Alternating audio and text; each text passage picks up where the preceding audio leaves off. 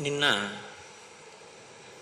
కరదూషణాదులను త్రిశిరుడు అనబడేటటువంటి ఆ కరుని వద్ద ఉన్న సైన్యాధిపతిని రామచంద్రమూర్తి ఒక్కరే 14,000 సైన్యాన్ని తెగటార్చినటువంటి విధానాన్ని, నిరుపమానమైనటువంటి ఆయన పరాక్రమాన్ని, ఆ రాక్షస వధ జరిగిన తరువాత సీతాదేవి చేత కౌగిలింపబడినటువంటి ఆ రామచంద్రమూర్తి యొక్క స్వరూపం దగ్గర మనం ఆగి ఉన్నాం.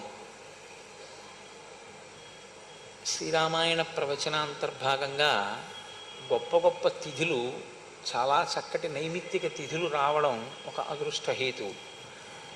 నేను మీతో ఒక విషయం ప్రస్తావన చేయవలసి ఉంటుంది, సందర్భోచితం కనుక. ఈనాడు అక్షయ తృతీయ, అంటే ఇవాళ చేసేటటువంటి ఏ పుణ్యకార్యమైనా అక్షయ ఫలితాన్ని ఇస్తుంది అని శాస్త్రవాక్కు. మనకి శాస్త్రమే ప్రమాణం తప్ప ఇంకొకటి ప్రమాణం కాదు. కాబట్టి ఇవాళ ఏమైపోయిందంటే విచిత్రం, అక్షయ తృతీయ అంటే బంగారం కొనుక్కోవడం ప్రధానం అన్న స్థితి వచ్చేసింది. అది ఎలా వచ్చిందో నాకు తెలియదు, కానీ బంగారం కొనుక్కుంటే పుణ్యం ఎలా అవుతుంది? బంగారం వృద్ధవచ్చేమో, కానీ బంగారంతో పాటు ప్రమాదము హెచ్చవచ్చు, లేదా ఏ ప్రమాదం లేదనుకుంటే ఐశ్వర్యం పెరగచ్చేమో తప్పించి అది పుణ్యానికి కారకం మాత్రమేం కాదుగా. మీరు కొనుక్కుని దాచుకున్నది మీకు పుణ్యహేతువు కాదు. మీరు చేసిన పుణ్యం ఏదైనా ఉంటే అది మిమ్మల్ని రక్షిస్తుంది. ఈశ్వరానుగ్రహం ఏమిటంటే దేశమునందు కాలమునందు నైమిత్తిక తిథిలో మీరు ఒక్కొక్క రోజు చేసినటువంటి పుణ్యం అక్షయమైన ఫలితాన్ని ఇచ్చి మిమ్మల్ని కాపాడుతుంది. వర్షం ఒక్కటే, కానీ ఆ ఒక్క వర్షమే దాహార్తిని తీరుస్తుంది. ఆ ఒక్క వర్షమే ఎండిపోయినటువంటి చెట్టు చిగర్చేటట్టు చేస్తుంది. ఆ ఒక్క వర్షమే విత్తనం మొలకెత్తేటట్టు చేస్తుంది. అలాగే చేసుకున్న పుణ్యం ఏదైతే ఉందో ఆ పుణ్యమే కాలంలో మనని కాపాడుతుంది. కాల రూపంలో ఈశ్వరుడు ఎప్పుడైనా ఏదైనా ఆపద నుంచి గట్టెక్కించాలి అనేటప్పుడు ఆయన చూసేది ఏమిటంటే ఏదైనా పుణ్యం చేసిందుందా. కనకధారాస్తవం వెనక ఉన్న రహస్యం కూడా అదేగా. ఈవిడ చేసింది ఏముందని నేను ఇవ్వను అని అడిగింది శంకరాచార్యుల వారిని లక్ష్మీదేవి. కాబట్టి ఇవాళ చేసుకున్నది ఏమిటంటే అనుభవం చేత ఆ పుణ్యం తరిగిపోయేది కాదు, అక్షయం అవుతుంది. అయితే ఏ పుణ్యం చెయ్యాలి అన్న అనుమానం కూడా లేకుండా మనకి ఇవాళ చెయ్యవలసినటువంటి సత్కర్మని కూడా పెద్దలు చెప్తారు. జలపూరితమైనటువంటి కుంభాన్ని ఎవరికైనా ఇస్తే మంచిది అని. అంటే ఇది వైశాఖ మాసం ప్రారంభం కాబట్టి సహజంగా దాహార్తి ఎక్కువగా ఉండేటటువంటి సమయం కాబట్టి చక్కగా నీళ్లు పోసి ఓ పూజాయో ఓ కుండో ఎవరికైనా బహూకరించామనుకోండి, వాళ్ళు ఆ నీరు త్రాగి జీవమే నిలబడుతుంది, ప్రాణమే నిలబడుతుంది. లింగపురాణంలో ఒక మాట ఉంది, సంజీవనం సమస్తస్య జగత సలిలాత్మిక భవ ఇత్యుచ్యతే మూర్తిర్భవస్య పరమాత్మనః. నీటి రూపంలో ఉండి సమస్త భూతముల యొక్క ప్రాణములను నిలబెడతాడు కాబట్టి పరమశివుడికి భవ అని పేరు. కాబట్టి నీరు ప్రాణములను నిలబెడుతుంది. ప్రాణములను నిలబెట్టేటటువంటి నీరు త్రాగవలసినటువంటి అవసరం ఎక్కువగా ఉండేటటువంటి సమయం వైశాఖ మాసం. కాబట్టి ఇటువంటి వైశాఖ మాసంలో నీరు నిండినటువంటి ఒక జలపాత్రని దానం చేసుకోవడం అనేటటువంటిది మంచిది. అది చెయ్యమని ఇవాళ అక్షయ తృతీయ నాడు. అది నిన్ను కాపాడుతుంది ఉత్తరోత్తర. కాబట్టి సరే, ఇప్పుడు జరుగుతున్నది ఏది పక్కన పెట్టండి. మనం పెద్దలు చెప్పినటువంటి అటువంటి మంచి పనుల్ని అమలు చేయడం ప్రారంభం చేస్తే అది మన అభ్యున్నతికి హేతు అవుతుంది. నిన్న రామచంద్రమూర్తి 14,000 మంది రాక్షసుల్ని సంహారం చేశారు. నిన్న అంటే నా ఉద్దేశం ఏమిటంటే నిన్న చేసిన ప్రసంగంలో, రామాయణంలో నిన్నను చేశారు అన్నది నా ఉద్దేశ్యం కాదు, మీరు కూడా దాన్ని గ్రహించగలరు. ఇప్పుడు ఎప్పుడెప్పుడు కరదూషణాదుల వైపు నుంచి సైన్యం వెళ్ళినా వాళ్ళ వెంట వెడుతున్నటువంటి వ్యక్తి ఒకటి ఉంది. యుద్ధంలో ఆవిడ ప్రత్యక్షంగా కనపడదు. ఆవిడేమీ యుద్ధం చేసేటప్పుడు రాముడి మీద బాణాలు వెయ్యదు, కానీ పగ అంతా ఆవిడిదే. ఆవిడే ఈ యుద్ధానికి అంతటికీ కారకురాలు. ఆవిడే శూర్పణఖ. ఆవిడ కోరిక ఏమిటంటే రాముడు మరణించాలి, లక్ష్మణుడు మరణించాలి, సీతమ్మ మరణించాలి. ఎందుకు మరణించాలి? మీరు కొంచెం జాగ్రత్తగా రామాయణాన్ని గమనిస్తే ఇప్పుడు సీతమ్మ తల్లి వైపుకి ఆపద వెడుతుంది. తర్వాత ఎందుకు వెళ్ళాలి అంటే అసలు ఆవిడ వ్యామోహం రాముడి మీద. రాముడి అందం సీతమ్మ తల్లికి మొదటి అనర్థం తీసుకొచ్చింది. రాముడి అందాన్ని చూసి ఆకర్షితురాలైనటువంటి శూర్పణఖ రాముని పక్కన ఉన్నటువంటి భార్యాస్థానం ఖాళీ అయితే ఆ స్థానంలోకి తను వెళ్ళొచ్చు అనుకుంది. అందుకుని కదా చంపబోయింది. అంతక మించి అవగాహన ఆవిడికేం లేదు, అందుకే రాక్షసి. ఇప్పుడు తన కోరిక తీరలేదు కాబట్టి ఆ కోరిక తీరకపోయినటువంటి స్థితి పగగా మారింది. ఈ పగగా మారకుండా దాన్ని అవతల వారిలో ఉన్నటువంటి ధార్మిక ప్రవృత్తిని అభినందించగలిగినటువంటి మనస్తత్వాన్ని ఆవిడ తనలో తాను వృద్ధి చేసుకోలేకపోయింది. మీకు ఎక్కడైనా రాక్షసత్వం ఉంది అంటే ఒకటి జ్ఞాపకం పెట్టుకోండి. ఎందుకుంటుంది రాక్షసత్వం అంటే దానికి విరుగుణ్ణి అయినా పోషించుకోలేదు. రోగం ఉంది అంటే కారణం ఏమిటి? రోగం పోయేటటువంటి పరిస్థితిని ఆయన ఏర్పాటు చేసుకోలేదు కాబట్టి రోగం పెరుగుతూ ఉంటుంది. అలాగే ఆవిడ ఎన్నడూ ప్రయత్నం చేయదు. మీరు ఎప్పుడూ శ్రీరామాయణాన్ని జరిగిపోయిన కథలో శూర్పణఖ అని ఆలోచన చేస్తే శ్రీరామాయణం మీకు ఒక ప్రయోజనం ఇవ్వడం సాధ్యం కాదు. అలా అనుకున్న నాడు రావణవధ ఒక్కటే ప్రధానము రామాయణంలో అనుకుంటే అసలు రాముడు నరుడిగా పుట్టి అరణ్యవాసం అంతా చేసి ఈ వ్యక్తుల అందరితోటి ఆయన సమన్వయం అవ్వవలసినటువంటి అవసరం లేదు. ఇవన్నీ జరగడం వల్ల, ఇవన్నీ చదవడం వల్ల మనమేం చెయ్యాలి అన్నది ఆలోచన చేసి ఎక్కడ దోషం ఉందో ఆ దోషాన్ని తొలగించుకునే ప్రయత్నం మీరు చేస్తేనే మీకు రామాయణం ఉపయోగపడుతుంది. లేకపోతే రామాయణం ఒక జరిగిపోయిన కథ, శూర్పణఖ చెడ్డది అని మనం అన్నాం అనుకోండి, ఇప్పుడు కొత్తగా మనం అనక్కర్లేదు ఆ మాట. చాలామంది అన్నారు ఆ మాట. నిన్న వాల్మీకి మహర్షి చెప్పారు కదా, ఇంకా కొత్తగా మనం అనడం ఎందుకు? కోరిక తీరకపోతే పగగా మారేటటువంటి స్థితి ఎక్కడ ఉంటుందో దాన్ని మీరు సాక్షి మాత్రంగా గమనించవలసి ఉంటుంది. ఈ కోపం తమాషా చూసావా ఎలా వచ్చిందో? ఈ కోపం వచ్చిన కారణం చేత నాలో ఆలోచన సరళి ఎలా మారిపోతుందో చూసావా? నాలో పగ ఎలా పెరుగుతోందో చూసావా? కాబట్టి ఇప్పుడు నేను అవతల వారిని ప్రేమించడానికి ధార్మికమైన గుణం ఏదైనా ఉందా? ఈ యుద్ధంలో ప్రత్యక్షంగా లేకపోయినా రాముని గుణములను శ్లాఘించి రాముని తప్పేమిటయా అని అడిగిన వాడు ఉన్నాడు, రాక్షసుడు మారీచుడు. మరి మారీచుడు కూడా ఒకప్పుడు దోషం చేసిన వాడే. 2 పర్యాయాలు రాముడి మీదకి యుద్ధానికి వెళ్ళాడు. కానీ మారేడు మారీచుడు. ఎన్ని మాటలు రామచంద్రమూర్తి రాక్షస సంహారం చేస్తే అన్ని మాటలు పగ పెరగడమే తప్ప అసలు తన మన ప్రవృత్తిని మార్చుకునేటటువంటి ప్రయత్నం ఎన్నడూ చెయ్యనిది శూర్పణఖ. కాబట్టి ఆ పగ నెయ్యి పోసిన కొద్దీ అగ్నిహోత్రం ఎలా పెరుగుతుందో అలా రామచంద్రమూర్తి ఎంతమందిని తెగటారిస్తే ఆవిడ ఎందు పగ అంత పెరుగుతోంది. కానీ ఇవి అవతార ప్రయోజనానికి మాత్రం అవసరమే. ఇప్పుడు ఆవిడ తీసుకొస్తోంది శలభాలన్నింటినీ. ఇప్పుడు రాముడే వెళ్ళి ఎవరినో చంపవలసిన అవసరం లేకుండా అందరినీ ఎక్కడెక్కడ వాళ్ళని తీసుకొచ్చి రాముడి మీదకి ప్రవేశపెడుతోంది. ఇప్పుడు రాముడు వాళ్ళందరినీ చంపడానికి అవకాశం వస్తోంది. అవతార ప్రయోజనం రీత్యా చూసినప్పుడు మాత్రం శూర్పణఖ ఉపకారం చేసిందని చెప్పవలసి ఉంటుంది. కానీ అలా చూసి అభినందించినప్పుడు మనం ఏం మార్పు చేసుకోవాలి అన్నది మాత్రం మనకి ద్యోతకం కాదు. కాబట్టి మొదటి కోణాన్ని స్వీకరించడమే మన అభ్యున్నతికి హేతు అవుతుంది. ఇప్పుడు ఆవిడ 14,000 మంది రాక్షసుల్ని రాముడు సంహరించినటువంటి విధి విధానానికి ఆశ్చర్యపోయింది.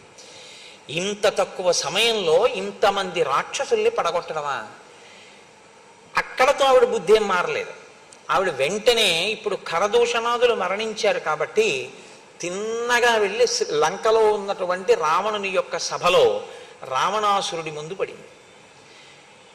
అయితే మీతో నిన్నటి రోజున నేను మనవి చేసి ఉన్నాను, వాక్కుకి వైభవం ఉంది. దాన్ని మీరు ఎలా కావాలంటే అలా వాడుకోవచ్చు.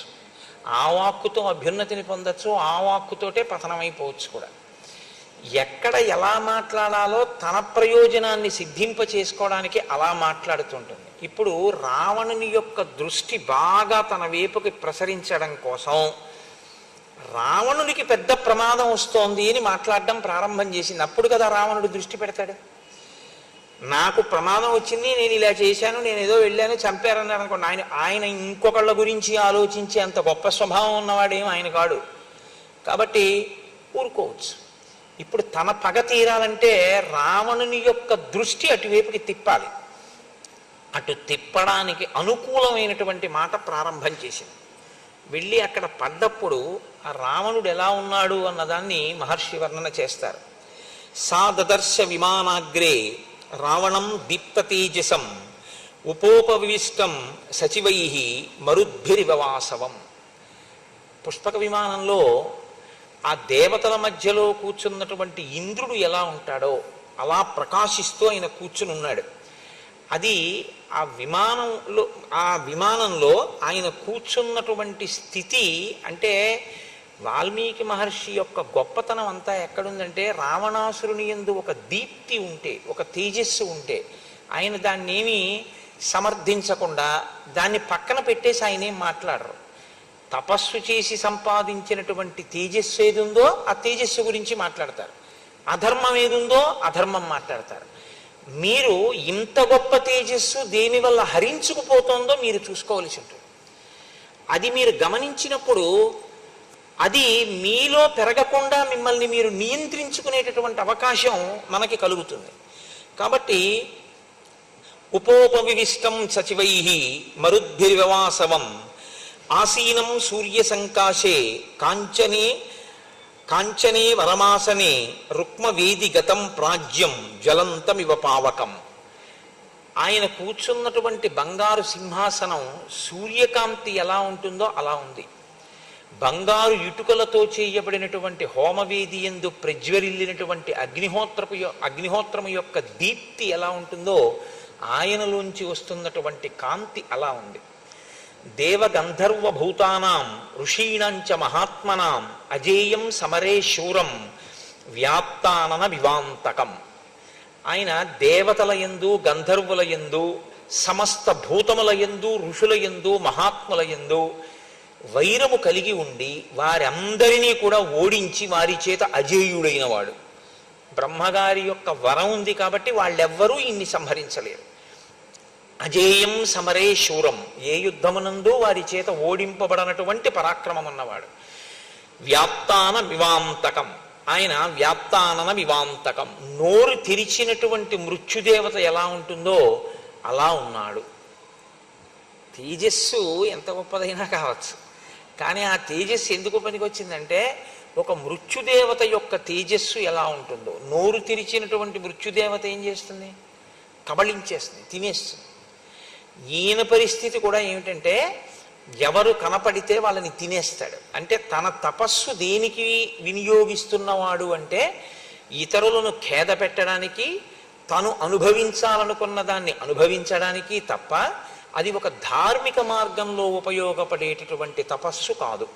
కాబట్టి ఇప్పుడు ఆయన దృష్టిలో కానీ ఎవరైనా నేను దీన్ని అనుభవించాలి అన్న కోరిక ఆయనకి పుట్టిందనుకోండి, అది ఏ వస్తువు పట్లైనా సరే, అది అన్నగారు అవ్వచ్చు కుబేరుడు, ఆయనేం ఊరుకోడు, ఓడించి తెచ్చుకుంటాడు. అది పరకాంత కావచ్చు, ఆయనేం ఊరుకోడు.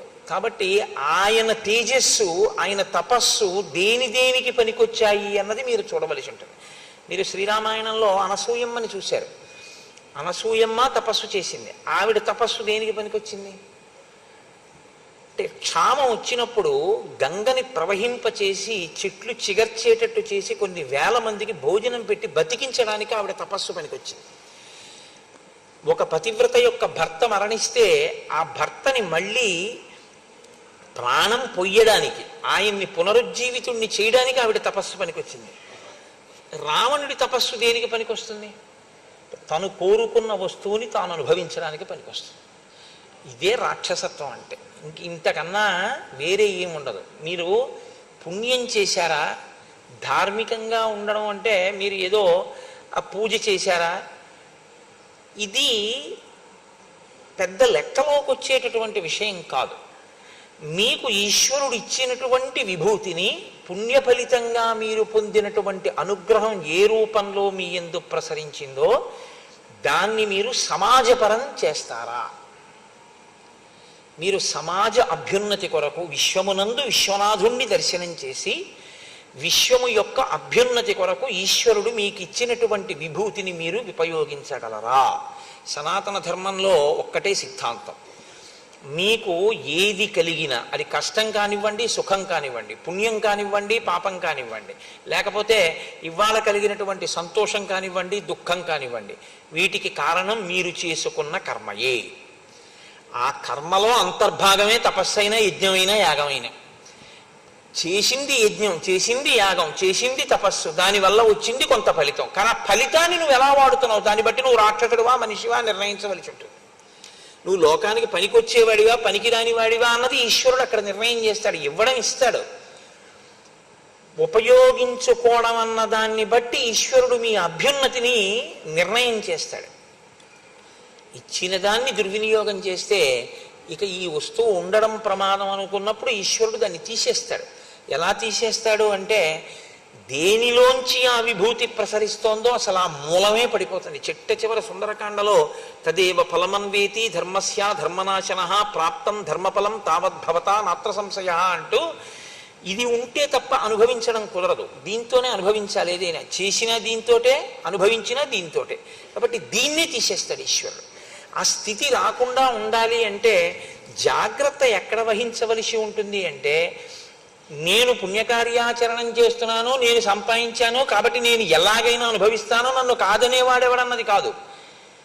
దీన్ని చూసేవాడు వాడొకడు ఉన్నాడు అన్న నిశ్చయాత్మకమైన బుద్ధి మీ యందు ఉండాలి. రాముడైతే దీనికి భిన్నంగా ఉంటాడు. ఎవరు చూసొచ్చారు? తెల్లవారుజామున లేచి స్నానం చేయకపోతే హేమంత ఋతువులో. కానీ ఎవరు చూసొచ్చారని రాముడు చూడడు. ఈశ్వరుడు ఎప్పుడూ చూస్తున్నాడని ఆయన నమ్ముతాడు.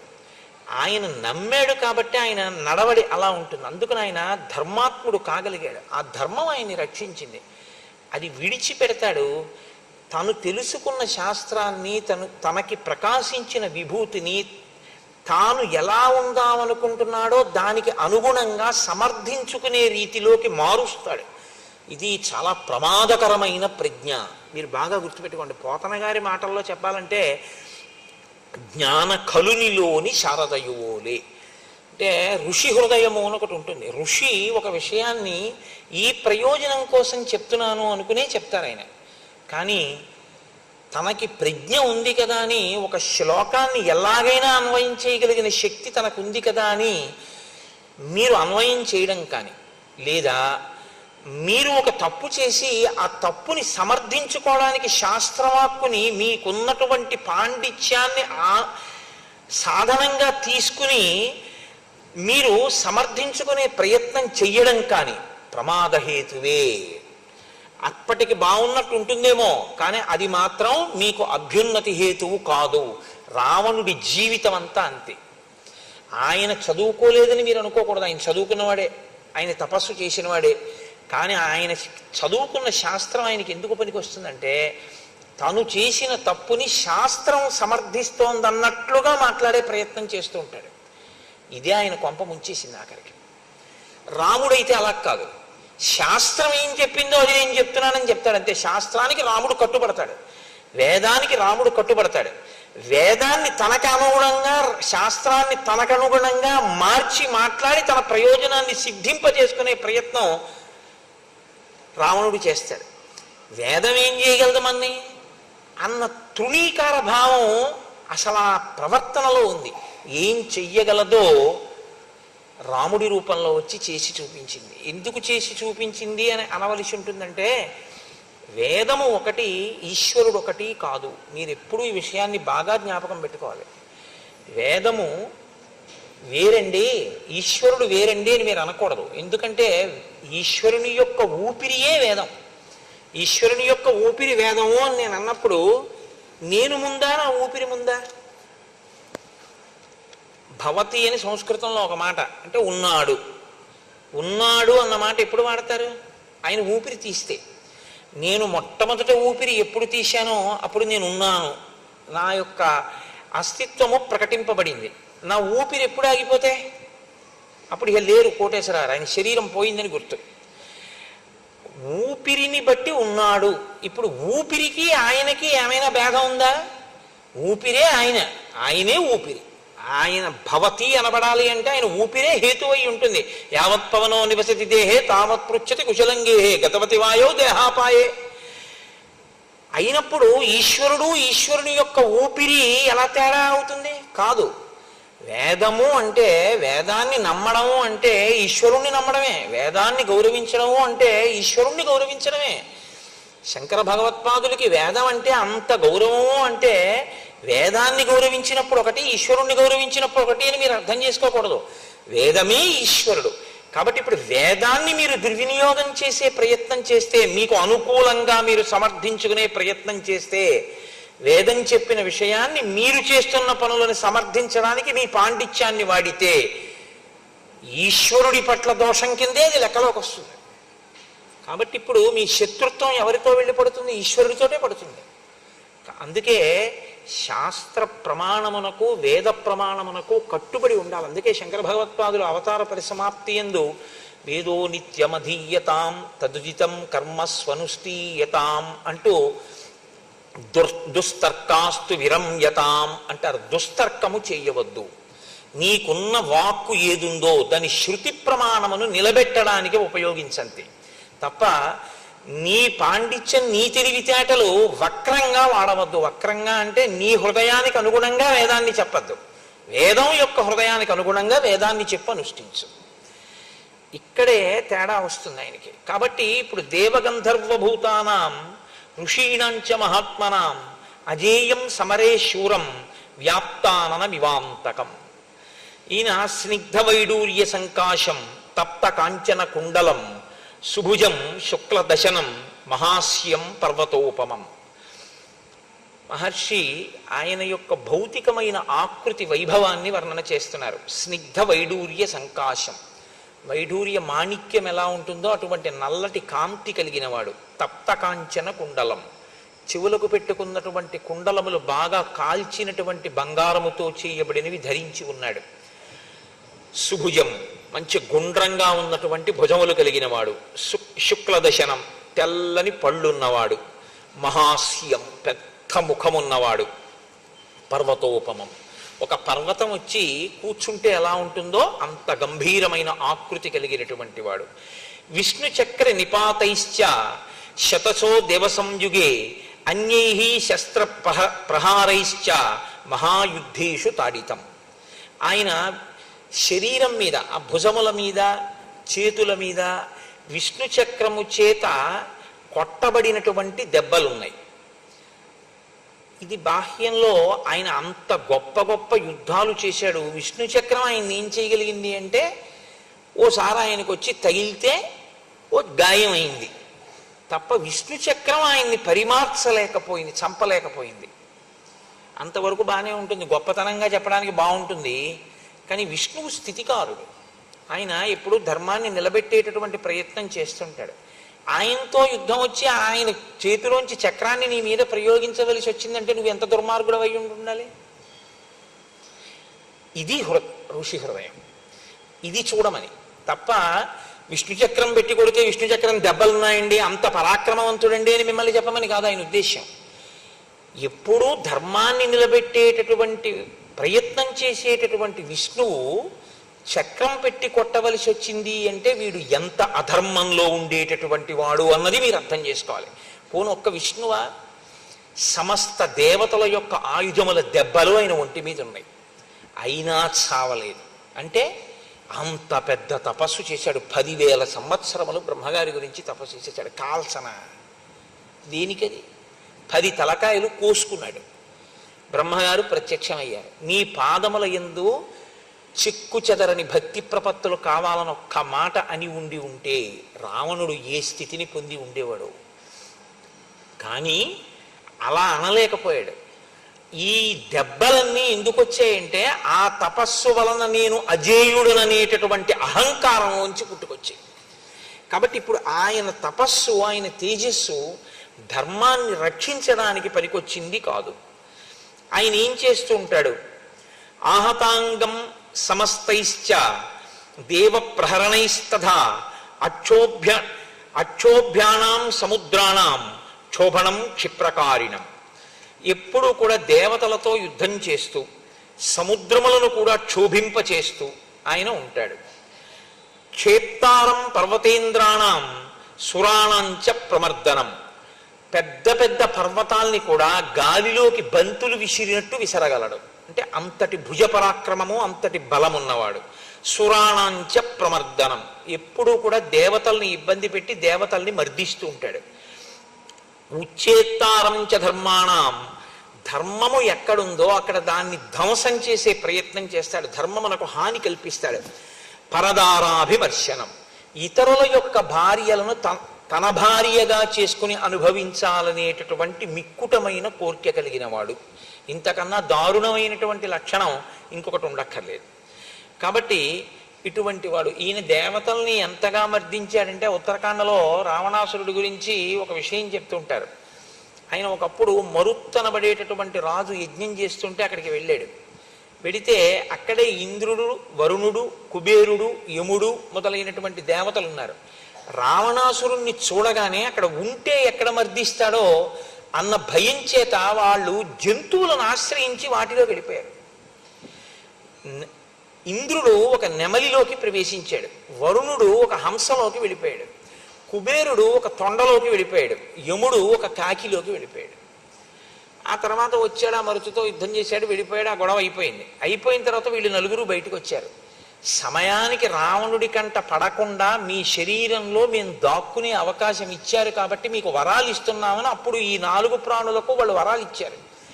ఇంద్రుడు నెమలికి అప్పుడే ఇచ్చాడు వరం, నాకు ఉన్న 1000 కన్నులు నీ యొక్క పింఛంలో నెమలి కన్ను అని కన్నులుగా కనపడతాయి, అందంగా పింఛం అలా ఉంటుంది. వరుణుడు హంసకి వరం ఇచ్చాడు. వరుణుడు జలాధిదేవత కనుక నీవెప్పుడు నా నీటి మీద తేలుతుంటావు, చంద్రప్రకాశం ఎలా ఉంటుందో అటువంటి కాంతి కలిగినటువంటి స్థితిలో నువ్వు ఉంటావు.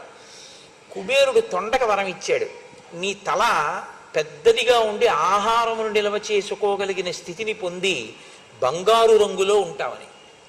యముడు కాకికి వరం ఇచ్చాడు, నువ్వు దీర్ఘాయుష్మంతురాలివి అవుతావు, ఏ రోగము నిన్ను బాధించదు, బలవన్మరణం తప్ప నీ అంతా నువ్వు చచ్చిపోవడం అన్నది ఎక్కడా ఉండదు నీకు. సరికదా, నేను నా చేత నువ్వు అనుగ్రహింపబడ్డావు కనుక నువ్వు తింటే పితృదేవతలు సంతోషిస్తారు. కాబట్టి నువ్వు తినాలని పితృకార్యం చేసినప్పుడు కోరుకుంటారు జనం అని కాకికి యమధర్మరాజు గారు వరం ఇచ్చాడు. ఈ 4 ప్రాణులు వరం పొందేటట్టుగా దేవతలంతటి వారు కనపడ్డ దాంట్లో కనపడ్డట్టు దూరిపోయేటట్టుగా మర్దించగలిగాడంటే రావణుడంటే దేవతలు కూడా ఎంత భయపడ్డారో, ఆయన ఎంత ఉద్ధతితో ప్రవర్తించినటువంటి వాడో ఇంకా ఇంతకన్నా సాక్ష్యం ఉండదు. కానీ ఇది ఉత్తరాఖండలో చెప్పబడిన అంశం. కానీ ఈ శ్లోకానికి ఒకసారి అన్వయం చెయ్యొచ్చు అని నేను అన్వయం చేసి మీకు ఆ ఘట్టాన్ని చెప్పానంతే. కాబట్టి ఉచ్చేత్తారంచ ధర్మాణం పరదారాభిమర్శనం సర్వ దివ్యాస్త్రయోక్తారం యజ్ఞ విఘ్నకరం సదా పురీం భోగవతీం ప్రాప్య పరాజిత్య చ వాసుకిం.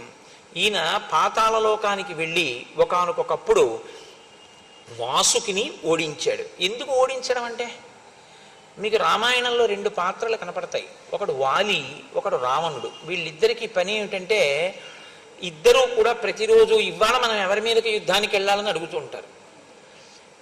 వెళ్ళి అవతల వాడిని ఓడించడం, ఓడిపోతే సంధి చేసుకోవడం, ఇంకా సిగ్గు లేకుండా ప్రవర్తిస్తే ఏ పెద్ద ఆయన వచ్చి వీళ్ళని రక్షిస్తూ ఉండడం, మళ్ళీ ఇంటికి రావడం, మళ్ళీ అంతే డాంబికంగా తిరుగుతూ ఉండడం తప్ప మార్పు అన్నది లేకుండా ఇలా తిరిగేటటువంటి లక్షణం ఉన్న 2 పాత్రలు రామాయణంలో, ఒకటి రావణుడు, 2 వాలి. అందుకే వాళ్ళిద్దరి మధ్య అంత గొప్ప సంధి కూడా ఉంది.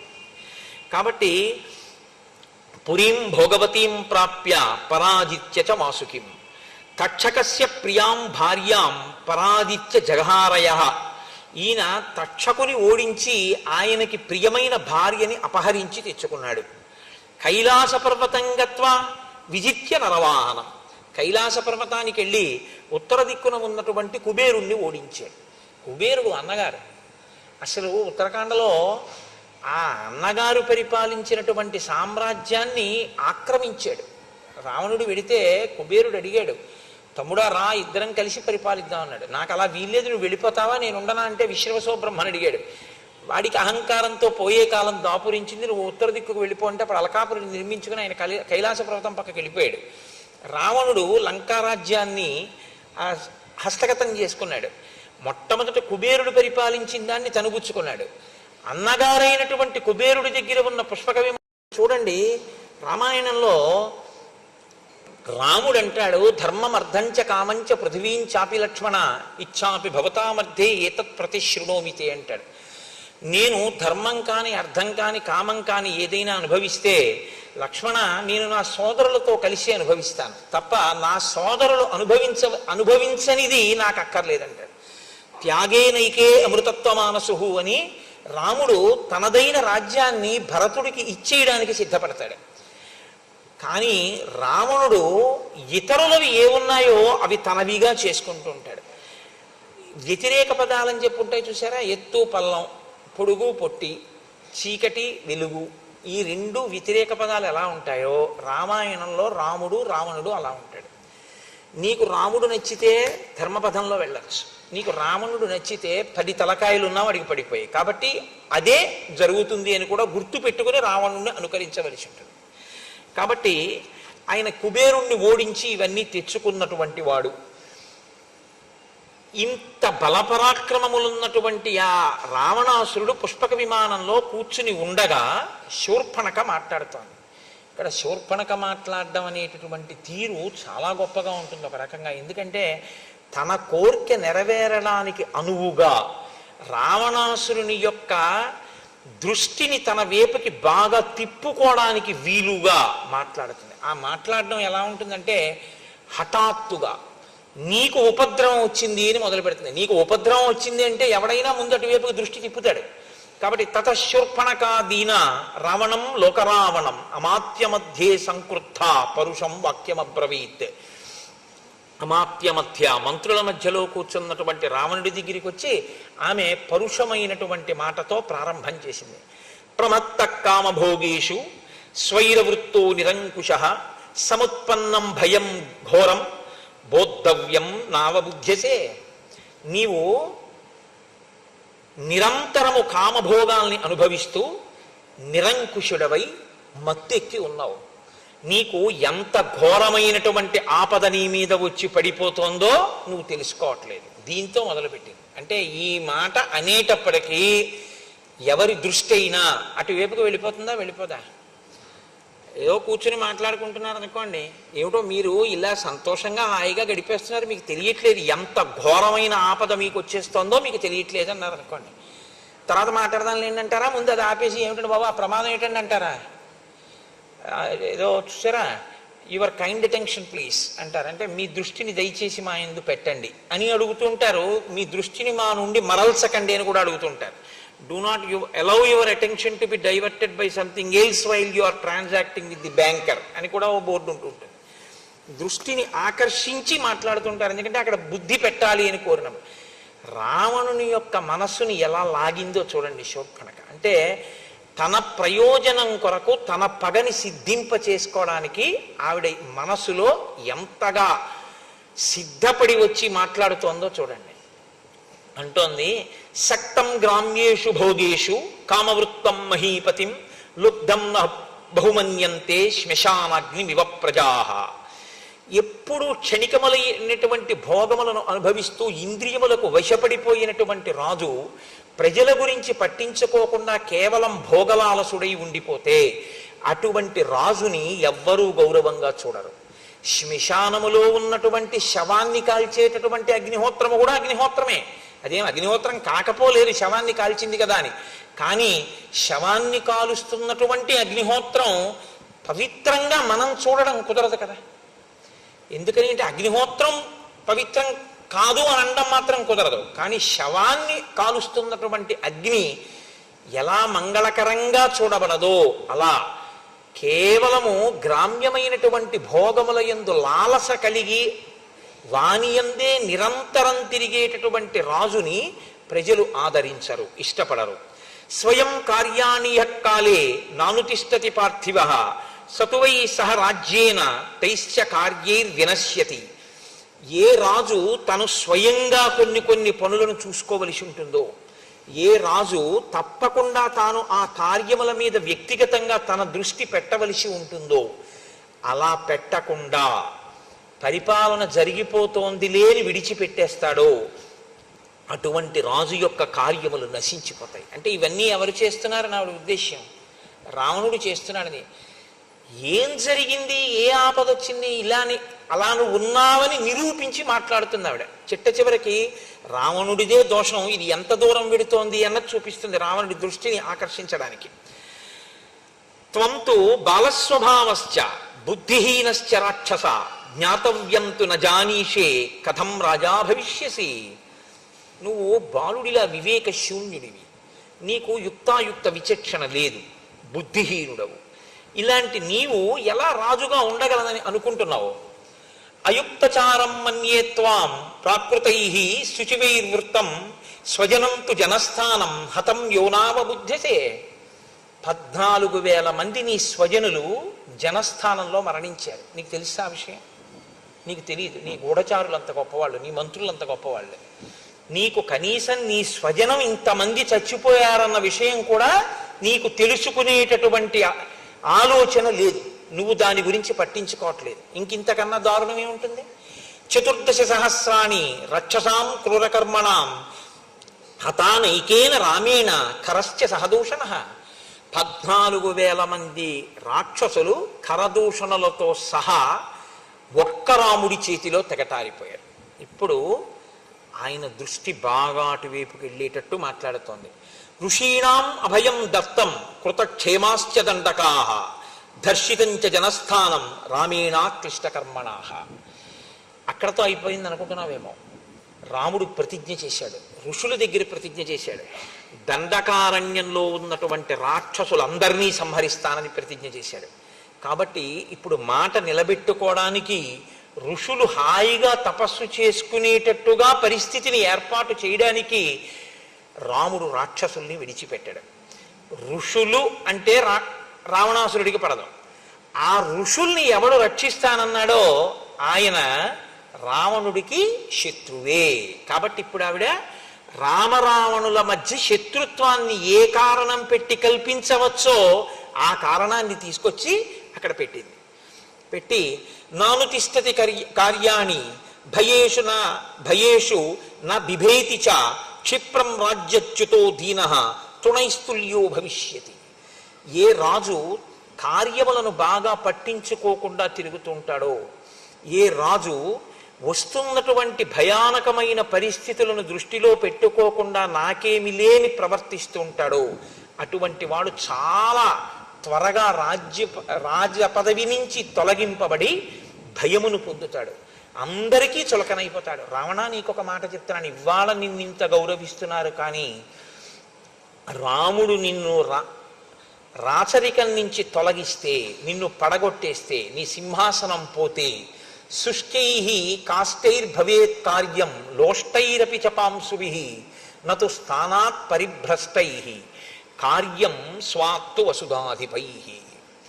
ఎక్కడైనా లోకంలో ఎండిపోయినటువంటి పుల్లలు, మట్టి గడ్డలు, ధూళి, వీటికి కూడా విలువ ఉండొచ్చేమి ఉంటుంది కూడా.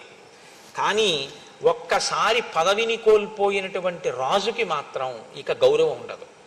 వాడు అన్నిటినీ కోల్పోతాడు, అంత చులకనైపోతాడు అందరి దృష్టిలో. నువ్వు దీన్ని తెలుసుకోలేకపోతున్నావు, నీకు వస్తున్నటువంటి ప్రమాదాన్ని పసిగట్టలేకపోతున్నావు. వచ్చేస్తున్నాడు రాముడు, కాబట్టి త్వరలోనే నిన్ను పదవి నుంచి తీసేస్తాడు. ఎందుకు తీసేస్తాడని అడుగుతావేమో. ఒక్కటే కారణం, నీకు రాముడికి ప్రత్యక్షమైన అక్కర్లేదు. ఋషుల్ని రక్షిస్తానని రాముడు అన్నాడు, ఋషుల్ని పాడు చేసి నువ్వు ఉంటావు. కాబట్టి ధర్మాన్ని నువ్వు పాడు చేస్తావు, ధర్మాన్ని ఆయన రక్షిస్తాడు. కాబట్టి మీ ఇద్దరి శత్రుత్వానికి కారణం ఇది చాలు. నువ్వు ఉంటే ధర్మం ఉండదు, కాబట్టి నువ్వు ఉంటే ఋషులు తపస్సు చేయలేరు, కాబట్టి నువ్వు ఉండడాన్ని రాముడు ఇష్టపడడం. అసలు రాముడు అలా ఆలోచించాడా అన్నది మనం చెప్పడం కష్టం. రాముడు అసలు రావణుడి విషయంలో ఇప్పటి వరకు అలా ఆలోచించినట్టు, రావణుణ్ణి చంపేద్దామని రాముడు ఆలోచన చేసినట్టు మనకెక్కడా లేదు. ఋషులు అడిగారు, ఆయన ప్రతిజ్ఞ చేశారంతే. కానీ ఆవిడ దీన్ని ఎక్కడికి తీసుకొచ్చిందంటే, దీర్ఘకాలంలో జరగవలసిన మాట మాత్రం అదే, కానీ ఇప్పుడే రావణుడికి ప్రమాదం వచ్చేసింది అన్నట్టుగా రాముడి వైపుకి వైరాన్ని ప్రచోదనం చేసింది. అంటే రావణుడు అన్నాడు, వెంటనే ఏ ప్రశ్న రావణుడి నుంచి కోరుకుందో ఆ ప్రశ్నే రావణుడు వేశాడు. లోకంలో ప్రజ్ఞ ఒకటి ఉంటుంది, ఆయన ఇలా అడగాలి అనుకుని వెళ్ళి ఆయన అలా అడిగేటట్టుగా మాట్లాడతారు కొంతమంది. ఆ ప్రశ్న వేసేటట్టుగా మాట్లాడతారు. అప్పుడు తను అడగడం కాదు, ఆయన తనని అడిగి తాను ఆయనకి చేస్తానని చెప్పినట్టుగా స్థితిని కల్పిస్తారు. ఇది చాలా చమత్కారంగా ఉంటుంది, అదొక ప్రజ్ఞ, అది గొప్ప స్వార్థం. శూర్పణఖ దాన్ని సాధించుకోగలిగింది. కాబట్టి ఇప్పుడు రావణుడు అన్నాడు, కస్య రామ కథం వీర్య కిం రూప కిం పరాక్రమ కిమర్థం దండకారణ్యం ప్రవిష్ట సుదురాసదం. అసలు ఎవరా రాముడు, ఆయన పరాక్రమం ఏమిటి, ఆయన వీర్యం ఏమిటి, ఆయన దండకారణ్యంలోకి ఎందుకు వచ్చాడు, ఎప్పుడు వచ్చాడు, దేని కొరకు దండకారణ్యంలో ప్రవేశించాడు. ఆయుధం కించ రామస్య నిహితాయేన రాక్షసాః కరశ్చ నిహిత సంఖ్యే దూషణస్త్రిశిరాస్తథా తత్వం బ్రూహి మనోజ్ఞాంగి కేనత్వం చ విరూపిత. అసలు ఆ రాముడు ఏ ఆయుధాలు చేత్తో పట్టుకుంటాడు, రాముడి వెనకాతల ఎవరు ఉంటారు, ఆ రాముడు ఏ పని మీద ఏ వైరము వలన కరదూషణాదులను త్రిశిరుణ్ణి వాళ్ళని సంహరించాడు, నీ ముక్కు చెవులు ఎందుకు కోశాడు అని అడిగాడు. ఇప్పటి వరకు ఆవిడ కరదూషణాదుల గురించి మాట్లాడుతోంది తప్ప తన ముక్కు చెవులు ఎందుకు కోశాడో చెప్పలేదు. కానీ దాద్దామంటే దాచేదా, దాద్దామంటే దాగేది కాదు, ముక్కు చెవులు కోసేస్తే. కాబట్టి ఆయన ఈ ప్రశ్న అడిగేదాకా మాత్రం తన ముక్కు చెవులు ఎందుకు తెగిపోయాయో మాత్రం శూర్పణఖ చెప్పలేదు. ఇప్పుడు ఎంత అందంగా చెప్తుందో, ఆ ప్రశ్న వేస్తే ముక్కు చెవుల ఘట్టాన్ని ఇంకొక రకంగా తిప్పుకుంటుంది. ఈ ప్రజ్ఞ ఈవిడిదే కాదు, ఈవిడికి ముందు పుట్టినవాడు ఆయన, ఆయనకి ఇంతకన్నా గొప్ప ప్రజ్ఞ. సత్యాన్ని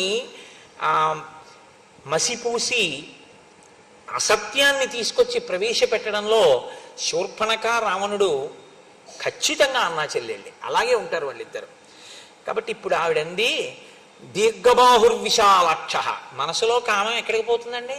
కాబట్టి రాముడి గురించి ఎప్పుడు చెప్పినా అలాగే వర్ణిస్తుంది.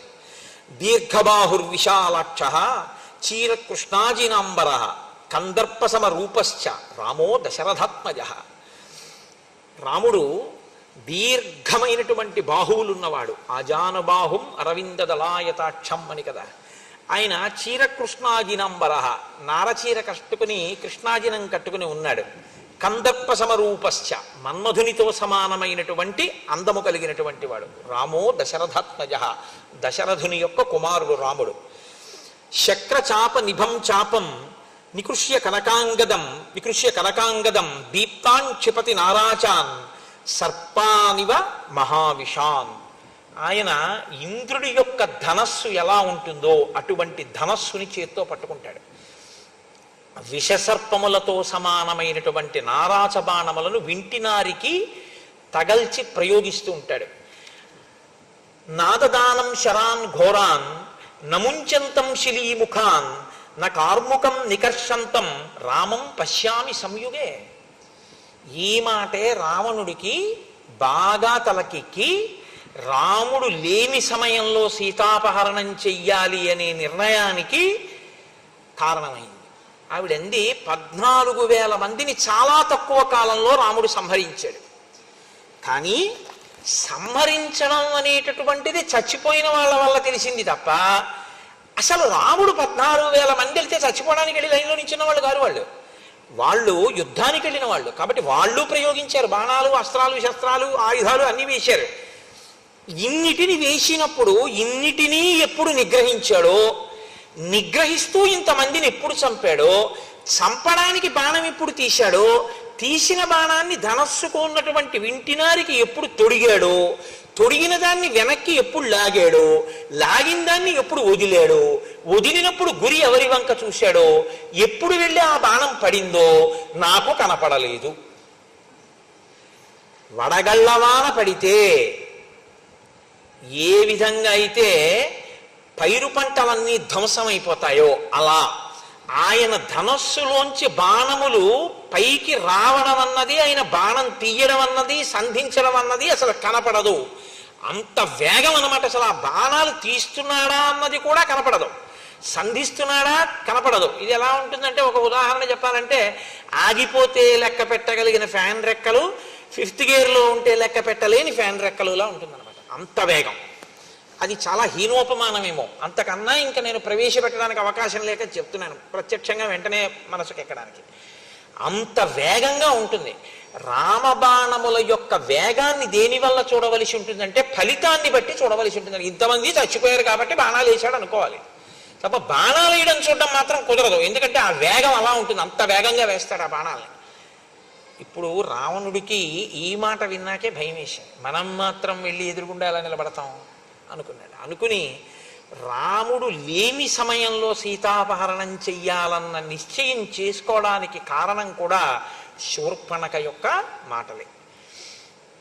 అంటూ ఆవిడంది, ఋషీణామభయం దత్తం కృతక్షేమాశ్చ దండకాహ.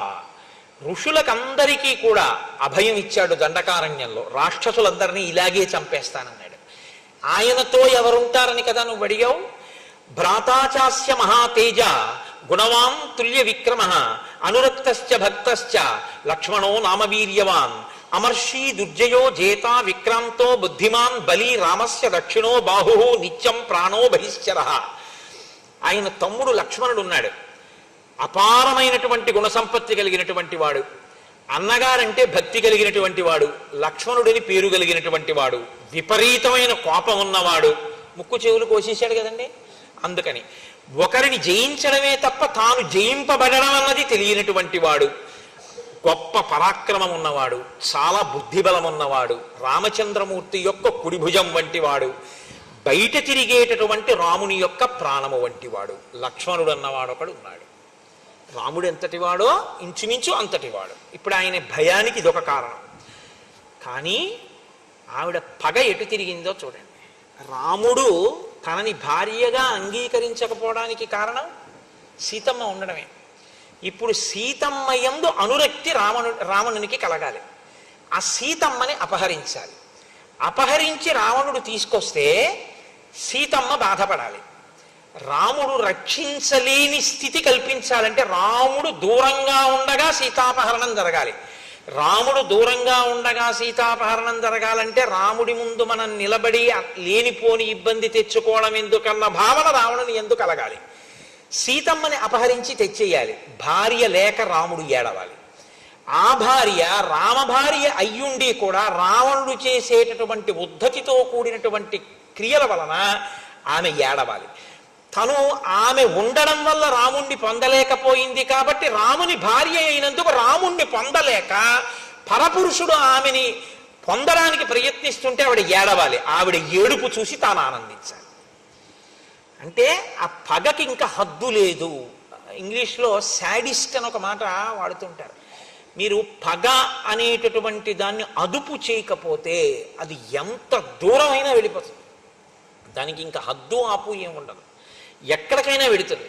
శూర్పణఖ ఈ ప్రణాళికని అమలు చేయడానికి నిశ్చయించుకుంది. కాబట్టి ఇప్పటి వరకు సీతమ్మ గురించి ఒకలా మాట్లాడుతుంది, ఇప్పుడు సీతమ్మ గురించి ఒకలా మాట్లాడుతుంది. రావణుని యొక్క మనసు సీతమ్మ యందు లగ్నం కావాలి. అందుకనంది, రామస్యతు విశాలాక్షి పూర్ణేందు సదృశానన ధర్మపత్ని ప్రియాభర్తు నిత్యం ప్రియహితేరత. రామచంద్రమూర్తి యొక్క భార్య విశాలాక్షి, పెద్ద కన్నులు కలిగినది. పూర్ణేందు సదృశానన, పౌర్ణమి నాటి చంద్రబింబం ఎలా ఉంటుందో అటువంటి ముఖము కలిగినది. ఖచ్చితంగా పరుల భార్య యందు మనసు పెట్టుకునే అలవాటు ఉన్న రావణుడికి ఈ మాటలు చాలు. ఇప్పుడు సీతని అపహరించాలి అన్న కోరిక బలపడడానికి ఇప్పుడు రెండో పాదం వేసింది. ధర్మపత్ని ప్రియాభర్తు, ఆమె ధర్మపత్ని రాముడికి. ఆవిడ పక్కన లేకపోతే రాముడు విలవిలలాడిపోతాడు. ఎందుచేతనంటే ఆమె అంటే రాముడికి అంత ప్రీతి. నిత్యం ప్రియహితేరత, ఆమె రాముణ్ణి కూడా అలా అనువర్తిస్తుంది. కాబట్టి ఇప్పుడు రెండు ప్రయోజనాలు రావణుడి దృష్టిలో కెడతాయి. సీతని అపహరిస్తే నేను 10 మాటలు నా నోటితో అనడం కష్టం, ఆమె తనదవుతుందన్న కోరిక. 2, ఆమె లేక రాముడు చాలా క్షోభపడిపోతాడు. తను ఎదురుగుండా నిలబడి యుద్ధం చేసి బాధ పెట్టలేకపోయినా ఏకకాలమునందు అందగత్తె అయిన సీతని తాను తెచ్చుకోవడం, తనకి శత్రువైనటువంటి రామచంద్రమూర్తికి మనస్థిమితం లేకుండా చేసి ఆయన నీరసపడిపోయేటట్టుగా చెయ్యగలగడం. అంత ప్రియమైన భార్య కనపడకపోతే, ఆ భార్య రాక్షసుడి చేత అపహరింపబడితే ఆయనకి వెంటనే అశాంతి కలుగుతుంది కదండి. అశాంతి చేత ఏమవుతుంది? చెయ్యవలసినటువంటి ధర్మబద్ధమైన అనుష్ఠానము నశించిపోతుంది. అనుష్ఠానము నశిస్తే తేజస్సు నశిస్తుంది. తేజస్సు నశిస్తే తాను అవతల వాడిని పడగొట్టడానికి అవకాశం కలుగుతుంది. కాబట్టి ఇప్పుడు రావణుడి మనస్సులో తీసుకునేటటువంటి నిర్ణయం ఎటువంటిదై ఉండాలో అటువంటి నిర్ణయం రావణుడి నోటి వెంట పైకి వచ్చేటట్టు శూర్పణఖ వృత్తాంతాన్ని మార్చి అక్కడ ప్రకటిస్తోంది రావణుడి దగ్గర. అంటే తన పగకి అనుగుణంగా అవతల వాణ్ణి పనిముట్టుగా వాడుకోవడానికి ఎంత బాగా మాట్లాడగలదో శూర్పణఖ మీరు గమనించవలసి ఉంటుంది. ఇది బాగా అన్న మాట పనికొచ్చే బాగా, పనికిరాని బాగా అన్నది కూడా చూసుకోవలసి ఉంటుంది మాట విషయంలో. కాబట్టి సా సుకేశీ సునాసోరు సురూపాచ యశస్విని దేవతేవ వనస్యాస్య రాజతే శ్రీరివాపరా. ఆమె చాలా అందగత్తె, చాలా విశేషమైనటువంటి నల్లని కురులు కలిగినటువంటిది, అందమైనటువంటి రూపమున్నది, కీర్తి కలిగినటువంటిది. ఆమె వనములో తిరుగుతుంటే వనదేవత అనిపిస్తుంది. సాక్షాత్ శ్రీ మహాలక్ష్మిలా ఉంటుంది. తప్త కాంచన వర్ణాభ, కాల్చిన బంగారు కాంతితో ఉంటుంది. తాం అగ్నివర్ణాం తపసాజ్వలంతీం వైరోచనీం కర్మ ఫలేషు జుష్టాం అన్నట్టు రక్తతుంగ నఖీశుభ, ఎర్రని ఎత్తు కలిగినటువంటి ఎత్తైన గోళ్లతో ఉంటుంది. సీతానామవరోహ వైదేహి తనుమధ్యమ, సన్నని నడుము కలిగినటువంటి విదేహరాజపుత్రి అయినటువంటి ఆమె పేరు, అందమైన ముఖమున్న ఆ తల్లి పేరు సీత. నైవ దేవీ నగంధర్వీ నయక్షీ నచకిన్నరీ నైవం రూపా మయా నారీ దృష్టపూర్వా మహీతలే. అటువంటి అందగత్తెని నేను ఇత పూర్వం గంధర్వులలో కాని, యక్షులలో కాని, కిన్నెరులలో కాని, ఎక్కడ భూలోకంలో ఉన్నటువంటి నరకాంతలలో కాని నేను చూసి ఎరగను. ఈ మాట అన్న తర్వాత రావణ బుద్ధి ఇంకోలా ఉండే అవకాశం ఉంటుందా అంటే, ఇంత స్తోత్రం దేనికంటే సీతమ్మ తల్లి ఎందున్న ప్రీతి చేత కాదు, సీతమ్మ తల్లిని ఖేద పెట్టడానికి ఇప్పుడు ఆవిడ అందాన్ని పొగుడుతోంది. ఇప్పటి వరకు ఏమంది? కరాళ అసతి అంది. ఇప్పుడు ఆవిడ అందాన్ని పొగుడుతోంది. అంటే తనకి ఎప్పుడు అనుకూలమో అప్పుడు అలా మాట్లాడుతుంది. యస్య సీతా భవేద్ భార్య యం చ హృష్టా పరిష్వజేత్ అతి జీవేత్ స సర్వేషు లోకేష్యపి పురందరాత్. సీతమ్మ ప్రియమార ఎవరిని కౌగిలించుకుంటుందో వాడు ఇంద్రుడి కన్నా గొప్పవాడు.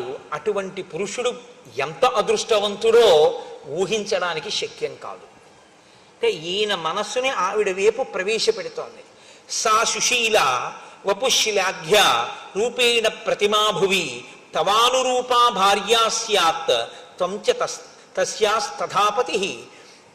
ఆమె చక్కని శీలవతి, సౌందర్యము కలిగినది, ఆమె రూపము సాటి లేనిది, నీకు భార్య కాదగినది, ఆమెకు నీవే భర్త కాదగిన వాడవు.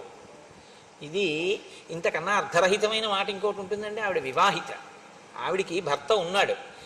ఆమెకి నీవే భర్త కాదగిన వాడివి అంటే అసలు నీ పక్కన కూర్చోవలసిన ఆవిడ్ని రామచంద్రమూర్తి తన పక్కన కూర్చోబెట్టుకుంటున్నాడు. ఇది అతని అసూయకి ఇంకొక కారణం. ఇప్పుడు ఇంకొంచెం ఆజ్యం పోసింది. వెళ్ళి ఓడించి తీసుకురాలేడు. ఆ చేతకానితనం కూడా, అంటే తొందరపడి రాముడు ముందుకు ఎడతాడేమో ఆవిడకు అనుమానం ఉంది. ఎందుకంటే 14,000 మంది చచ్చిపోవడం ఆవిడ చూసింది. గబుక్కుని రావణుడికి ఏమైపోతే ఆవిడ పగ తీరేది ఎలాగ? ఇంకా పగ తీరాలంటే ఇప్పుడు ఆవిడ ప్రణాళిక మార్చింది. రాముడి మీదకి యుద్ధానికి పంపితే ఇక నా పగ తీరదు. ఆవిడకి అనుమానం వచ్చింది రాముడి చేతిలో నిలబడడం కష్టమని. కాబట్టి సీతమ్మను అపహరిస్తే పోతుంది. కాబట్టి ఇప్పుడు దానికి అనుగుణంగా అలా జరిగేటట్టుగా మాట్లాడుతోంది. కురుప్రియం తథా తేషాం రక్షసాం రాక్షసేశ్వర వధాత్ తస్య నృశంసస్య రామస్యాశ్రమవాసినః. నీవు సీతాపహరణం చేసి రాక్షసులకందరికీ కూడా ఉపకారం చెయ్యాలి. ఎందుచేతనంటే చనిపోయినటువంటి రాక్షసులందరూ కూడా శాంతి పొందాలి అంటే రాముడు అశాంతి పొందేటట్టు చేయాలి. రాముడు అశాంతి పొందాలి అంటే రాముని యొక్క ప్రియ భార్య అయినటువంటి సీతని నువ్వు అపహరించాలి. ఈ మాటలు చెప్పిన తర్వాత మంత్రులు ఎంత గొప్పవాళ్ళో, ఆయన మంత్రులందరితోటి ఒకసారి సమావేశం పెట్టి ఆవిడ ఒక చాలా చమత్కారమైనటువంటి మాట ఒకటి చెప్పింది. అసలు నేను ఆ సీతని నీకు భార్యని చేద్దామనే తీసుకొచ్చే ప్రయత్నం చేశాను. ఆ లక్ష్మణుడు ఉన్నాడే, నేను సీతమ్మని నీకు భార్యగా చేద్దాం, నీకు తగింది కదా, రాముడికి ఎందుకని తీసుకొస్తుంటే నా ముక్కు చెవులు కోసేశాడు. అదే యథార్థం కాదు. అంటే తన ముక్కు చెవులు కొయ్యడం అన్న విషయాన్ని రావణుడు అడిగేంత వరకు దాచినా దాగని దాన్ని ప్రస్తావించకుండా అడిగిన తరువాత సానుభూతి రావణుడికి కలిగేటట్టుగా ఆ జరిగిన కథని తిప్పింది. చూసావా పాపం ఎంత ప్రీతో మా చెల్లెలకి, ఎంత ప్రీతో అనుకోవడానికి కారణం ఒకటి ఉందండి. ఎందుకంటే శూర్పణఖ భర్త విద్యుజిహ్వుడు అన్న ఆయన్ని శత్రు సైన్యం అనుకుని గబుక్కుని రావణాసుడు చంపేశాడు ఆవిడ భర్తని. ఆవిడ భర్తని ఆవిడికి లోటే ఉంది. చూశాంగా, ఎవరైనా అందంగా కనబడితే వెళ్ళి నాతో భోగించట్టుంటుంది. కాబట్టి నేను ఈవిడ భర్తని చంపేసిన ఈవిడ మాత్రం నాకు అనురూప అయినటువంటి భార్యను తీసుకురావడానికి ప్రయత్నిస్తూ పాపం ముక్కు చెవులు కూడా కోల్పోయింది అన్న సానుభూతి తన ఎందు కలిగితే తను చెప్పిన మాటలలో ఉన్నటువంటి డొల్లతనం ఏమైనా ఉంటే దాని వైపుకి ఇంకా రావణ దృష్టి వెళ్ళకూడదు. పైగా ఆయన దృష్టి ఇంకెక్కడికి ఎందుకు వెళ్ళదంటే, ఆయన దృష్టి ఎక్కడికి వెళ్ళాలో అక్కడికి వెళ్ళిపోవాలంటే ఓ ఆడది అందంగా ఉందని చెప్తే తాలడిపోతుంది అంతే ఆయన దృష్టి. అంత ధర్మాత్ముడు, అంత గొప్ప మనసున్నవాడు, చిలితమైనటువంటి మనసున్నవాడు, కదిలిపోతుంది ఆ మనసు తొందరగా. కాబట్టి అటువంటి వాడు కాబట్టి ఆమె ఇటువంటి బోధ చేసింది. ఇప్పుడు ఆయన మంత్రులతో మాట్లాడాడు. ఒక్కడూ కూడా ఆలోచించుకున్నట్ట ఎటువంటి ఉపాయమును నేను తీసుకోవలసి ఉంటుంది. ఆయన దృష్టికి బాగా తోచినటువంటి ఉపాయం ఏమిటంటే, నేను సైన్యంతో వెళ్ళి రాముడితో లక్ష్మణుడితో యుద్ధం చేయడం కన్నా రామలక్ష్మణులను దూరం చేసి సీతమ్మను అపహరించడమే మంచిది. ఈ నిర్ణయానికి రావడానికి కారణం నేను మీకు ఆ కోణంలో ముందు నుంచి చెప్పుకొస్తున్నాను. శూర్పణఖ యొక్క ప్రసంగము తాత్పర్యం అది. అలా రావణుడు చెయ్యాలన్నదే ఆవిడ కోరిక. కాబట్టి ఇప్పుడు రావణుడు వెళ్ళడం వల్ల శూర్పణఖ యొక్క ప్రతిజ్ఞ, శూర్పణఖ యొక్క మనస్సు తీరుతుంది. కాంచనం రథమాస్థాయ కామగం రత్నభూషితం పిశాచవదనైర్యుక్తం ఖరై కాంచనభూషణై మేఘప్రతిమనాదేన సతేన ధనదానుజ రాక్షసాధిపతి శ్రీమాన్ యయౌ నద నదీపతి. ఆయన వెంటనే వాహనశాలలోకి వెళ్ళాడు. అక్కడ ఉండేటటువంటి ఆ సారథిని పిలిచి నాకు ఒక ఉత్తమమైన రథాన్ని పూంచు అన్నాడు. అగ్నిహోత్రపు తేజస్సు ఎలా ఉంటుందో, చంద్రమండల సన్నిభమైన గొడుగు ఎలా ఉంటుందో అటువంటి గొడుగుతో ఉండి అలంకరింపబడి రత్నములు పొదగబడిన ఒక రథాన్ని తీసుకొచ్చి అక్కడ పెట్టాడు. దానికి గాడిదలు కట్టబడి ఉన్నాయి. ఆ గాడిదల ముఖాలు మళ్ళీ పిశాచం ముఖాలతో ఉన్నాయిటవి. అటువంటి రథాన్ని అధిరోహించాడు. నదీనదముల యొక్క భర్తని చూస్తూ వెడుతున్నట్ట. నదీనదముల యొక్క భర్త అంటే సముద్రుడు. నది తూర్పు ముఖంగా ప్రవహిస్తుంది, నదము పశ్చిమ ముఖంగా ప్రవహించి సముద్రంలో కలిసిపోతుంది. కాబట్టి ఇప్పుడు ఆ సముద్రాన్ని చూస్తూ ఆ రథం మీద వెళ్ళిపోతున్నాడు. వెళ్ళిపోతూ కింద ఉన్నటువంటి ఆశ్రమాలని వాటిని అన్నింటినీ చూస్తున్నాడు. ఆయన అలా ఉత్తర దిక్కుగా ప్రయాణం చేసి వెడుతున్నప్పుడు అందులో కింద చూడవలసినటువంటి ఆశ్రమాలు, వనాలు, మృగాలు మొదలైనవి కనపడుతుంటాయి. సంతోషిస్తున్నాడు, ఆలోచిస్తున్నాడు. మహర్షి అక్కడ ప్రతిపాదించి చూడదగినదిగా చెప్పబడిన చాలా గొప్ప విషయం ఒకటి ఉంది. అది ఒకానొకప్పుడు గరుత్మంతుడు గజకచ్చపములు అని ఒక ఏనుగు, ఒక తాబేలు, అవి నిరంతరం పోరాటం చేసుకునే మహాభారతంలో దాని గురించి విశేషంగా ప్రస్తావన ఉంది. ఆ గజకచ్చపములను తినేయమన్నారు గరుత్మంతుడి ఆకలి తీరాలంటే. ఈయన వెళ్ళి వాటి రెండింటినీ కూడా తన కాళ్లతో పట్టుకుని తీసుకొచ్చి ఒక పెద్ద చెట్టు 100 యోజనముల వరకు పెరిగినటువంటి శాఖలు కలిగిన ఒక మర్రి చెట్టు కొమ్మ మీద పెట్టుకున్నాడు. పెట్టుకుంటే ఆ కొమ్మ పెళపెళ విరిగిపోయింది వాటి బరువుకి. ఆ కింద మునులు తపస్సు చేసుకుంటున్నారు. ఆ కొమ్మ వాళ్ళ మీద పడిపోతుందేమోనని ఆయన ఏం చేశారంటే, ఒక కాలితో గజకచ్చపాలని పట్టుకుని ఒక కాలితో ఈ కొమ్మని పట్టుకుని సముద్రం మీద ఎగిరిపోయాడు. అలా ఎగిరిపోతూ ఆయన గజగజపాలు రెండింటినీ తినేశాడు. ఆ ఏనుగుని ఆ తాబేల్ని తినేసి ఇప్పుడు ఈ కొమ్మతో ఆయన ఒక పని చేసేట. ఒక కిరాత గ్రామంలో మునులను వేధించేటటువంటి వాళ్ళు కొంతమంది ఉన్నారట. ప్రహర్షమతులం లేభే మోక్షయిత్వా మహామునీన్. వాళ్ళని ఆ చెట్టు కొమ్మతో బాది సంహరించి ఈ మునులను కాపాడట. ఆ చెట్టు ఎక్కడుందో ఆ చెట్టు కొమ్మ విరిగిపోగా మిగిలినటువంటి చెట్టు 100 యోజనముల విస్తీర్ణము కలిగినటువంటి ఒక పెద్ద మర్రి చెట్టు. దాని కింద మునిగణములన్నీ కూర్చుని తపస్సు చేస్తూ ఉంటారు. ఆంధ్రదేశంలో ఇలాంటి చెట్టు ఒకటి కర్నూలు జిల్లాలో అనుకుంటా చాలా పెద్దది ఉంది అని ఆ చెట్టుని చూడ్డానికి వెడుతుంటారు. నమో వృక్షేభ్యో హరికేశాయోపవీతినే పుష్టానాం పతయే నమో నమో అని కదా. చాలా కొన్ని కిలోమీటర్ల దూరం వరకు దాని కొమ్మలు వ్యాపించి ఉంటాయి అంటారు. అలా అటువంటి వృక్షరాజములు ఇప్పుడే ఉన్నాయి అంటే ఆ కాలంలో ఇంకా పెద్ద ఉండేవన్నమాట. తం మహర్షి గణైర్జుష్టం సుపర్ణకృతలక్షణం నామ్యాం సుభద్రం యగ్రోధం దదర్శ ధనదానుజ. సుభద్రం అనేటటువంటి పేరు కలిగిన ఆ మర్రి చెట్టుని ఈ రావణాసురుడు చూశాడు. అంత పెద్ద మర్రి చెట్టుని ఆయన మెల్లగా సముద్ర తీర ప్రాంతంలో, అంటే ఉత్తర సముద్ర తీర ప్రాంతం దగ్గరికి వెళ్ళిన తర్వాత మారీచుని యొక్క ఆశ్రమాన్ని చూశాడంటే తన కార్యమును సాధించుకోవడానికి. ఇప్పుడు ఆయన ఏమిటి నిర్ణయానికి వచ్చాడు? రామలక్ష్మణుల్ని దూరం చేసి సీతమ్మను అపహరించాడు. కాబట్టి ఇప్పుడు రామలక్ష్మణులని దూరం చేయడము అంటే అదంత తేలికైన విషయం కాదు. సీతమ్మ దగ్గర ఎప్పుడూ రాముడో లక్ష్మణుడో ఉంటారు. రామలక్ష్మణులు ఇద్దరూ వెళ్ళిపోవాలంటే ఏదో చాలా పెద్ద ప్రణాళికే వేయాలి, సామాన్యమైన విషయం ఏం కాదు అది. కాబట్టి అంత గొప్ప ప్రణాళికని అమలు చెయ్యడంలో రావణాసురుడికి సహకరించగలిగినటువంటి సమర్థత కలిగిన మిత్రుణ్ణి వెతుక్కోవాలి. కాబట్టి ఇప్పుడు ఆయన మారీచుని యొక్క ఆశ్రమానికి వెళ్ళాడు. వెళ్ళి ఆ మారీచుడి దగ్గరికి వెళ్ళి ఒక మాట చెప్తున్నాడు. 14,000 మంది ఖరదూషణాదులనేటటువంటి రాక్షసుల్ని నేను జనస్థానంలో ఉంచాను, నీకు తెలుసు. వాళ్ళు ఏం చేస్తుంటారు? ఏదో పాపం వాళ్ళ పని వాళ్ళు చేసుకుంటూ ఉంటారు. ఏమిటి వాళ్ళ పని? బాధమానా మహారణ్యే మునీన్వై ధర్మచారిణ. ధర్మమును అనుష్ఠించేటటువంటి మునులను బాధిస్తుంటారు వాళ్ళు. కాబట్టి వాళ్ళ పని వాళ్ళు చేసుకుంటున్నారు. కానీ నానా ప్రహరణోపేతా కర ప్రముఖ రాక్షసా తేన సంజాతరోషేణ రామేణ రణమూర్ధని అనుప్యాపరుషం కించిత్ శరైర్వ్యాపారితం ధను. అటువంటి ఖరదూషణాదుల్ని వాళ్ళ పని వాళ్ళు చేసుకుంటున్న వాళ్ళని, మునుల్ని బాధ పెడుతున్న వాళ్ళని రాముడు ఒక్క మాట వ్యగ్రతతో ఏమీ అనకుండా యుద్ధానికి వెళ్ళారు అని 14,000 మందిని చంపేశాడంతే, ధనస్సుకు బాణాలు సంధించి. అంత కోపం అదే ప్రవర్తించవలసిన పని అంటూ పిత్రానిరస్త, తండ్రి చేత ఇంటి నుంచి వెళ్ళగొట్టబడ్డాడు రాముడు. అంత దురాత్ముడు కాబట్టి. క్రుద్ధేన, విపరీతమైన కోపం ఉన్నవాడు. సభార్య, భార్యతో ఉన్నవాడు. క్షీణ జీవిత, ఇలాంటి వాడు కాబట్టే వాళ్ళ జోలికి వెళ్ళాడు కాబట్టి అయిపోయింది ఇంకా ఆయన జీవితం. సహంతా తస్య సైన్యస్య రామ క్షత్రియ పాంసన. క్షత్రియులలో అధముడైనటువంటి రాముడు 14,000 మంది ఖరదూషణాదుల్ని సంహరించాడు. దుశ్శీల కర్కశస్తీక్ష్ణో మూర్ఖో లుబ్ధో అజితేంద్రియ త్యక్తధర్మో అధర్మాత్మ భూతానాం అహితేరత. ఆయనకు అంతే అర్థమయ్యాడు రాముడు. అసలు ఆయన రాముడి దగ్గరికి వెళ్ళింది లేదు, రాముడి గురించి ఆయన తెలుసుకున్నది లేదు. కానీ ఎన్ని కితాబులు ఇచ్చేస్తున్నాడో చూడండి. దుశ్శీల, సరి అయిన మంచి శీలము లేనివాడు.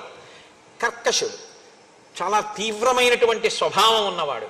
మూర్ఖుడు, అన్నిటినీ కోరుకునేటటువంటి వాడు. ఇంద్రియములను గెలవలేకపోయినవాడు. ధర్మమును విడిచిపెట్టినవాడు. అధర్మాన్ని అనుష్ఠించేవాడు. సమస్త భూతములకు కూడా అపకారం చేసేటటువంటి వాడు. అటువంటి రావణుడు అని వచ్చేస్తుంటుంది నాకు. కాబట్టి అటువంటి రాముణ్ణి నేను సంహరించాలి.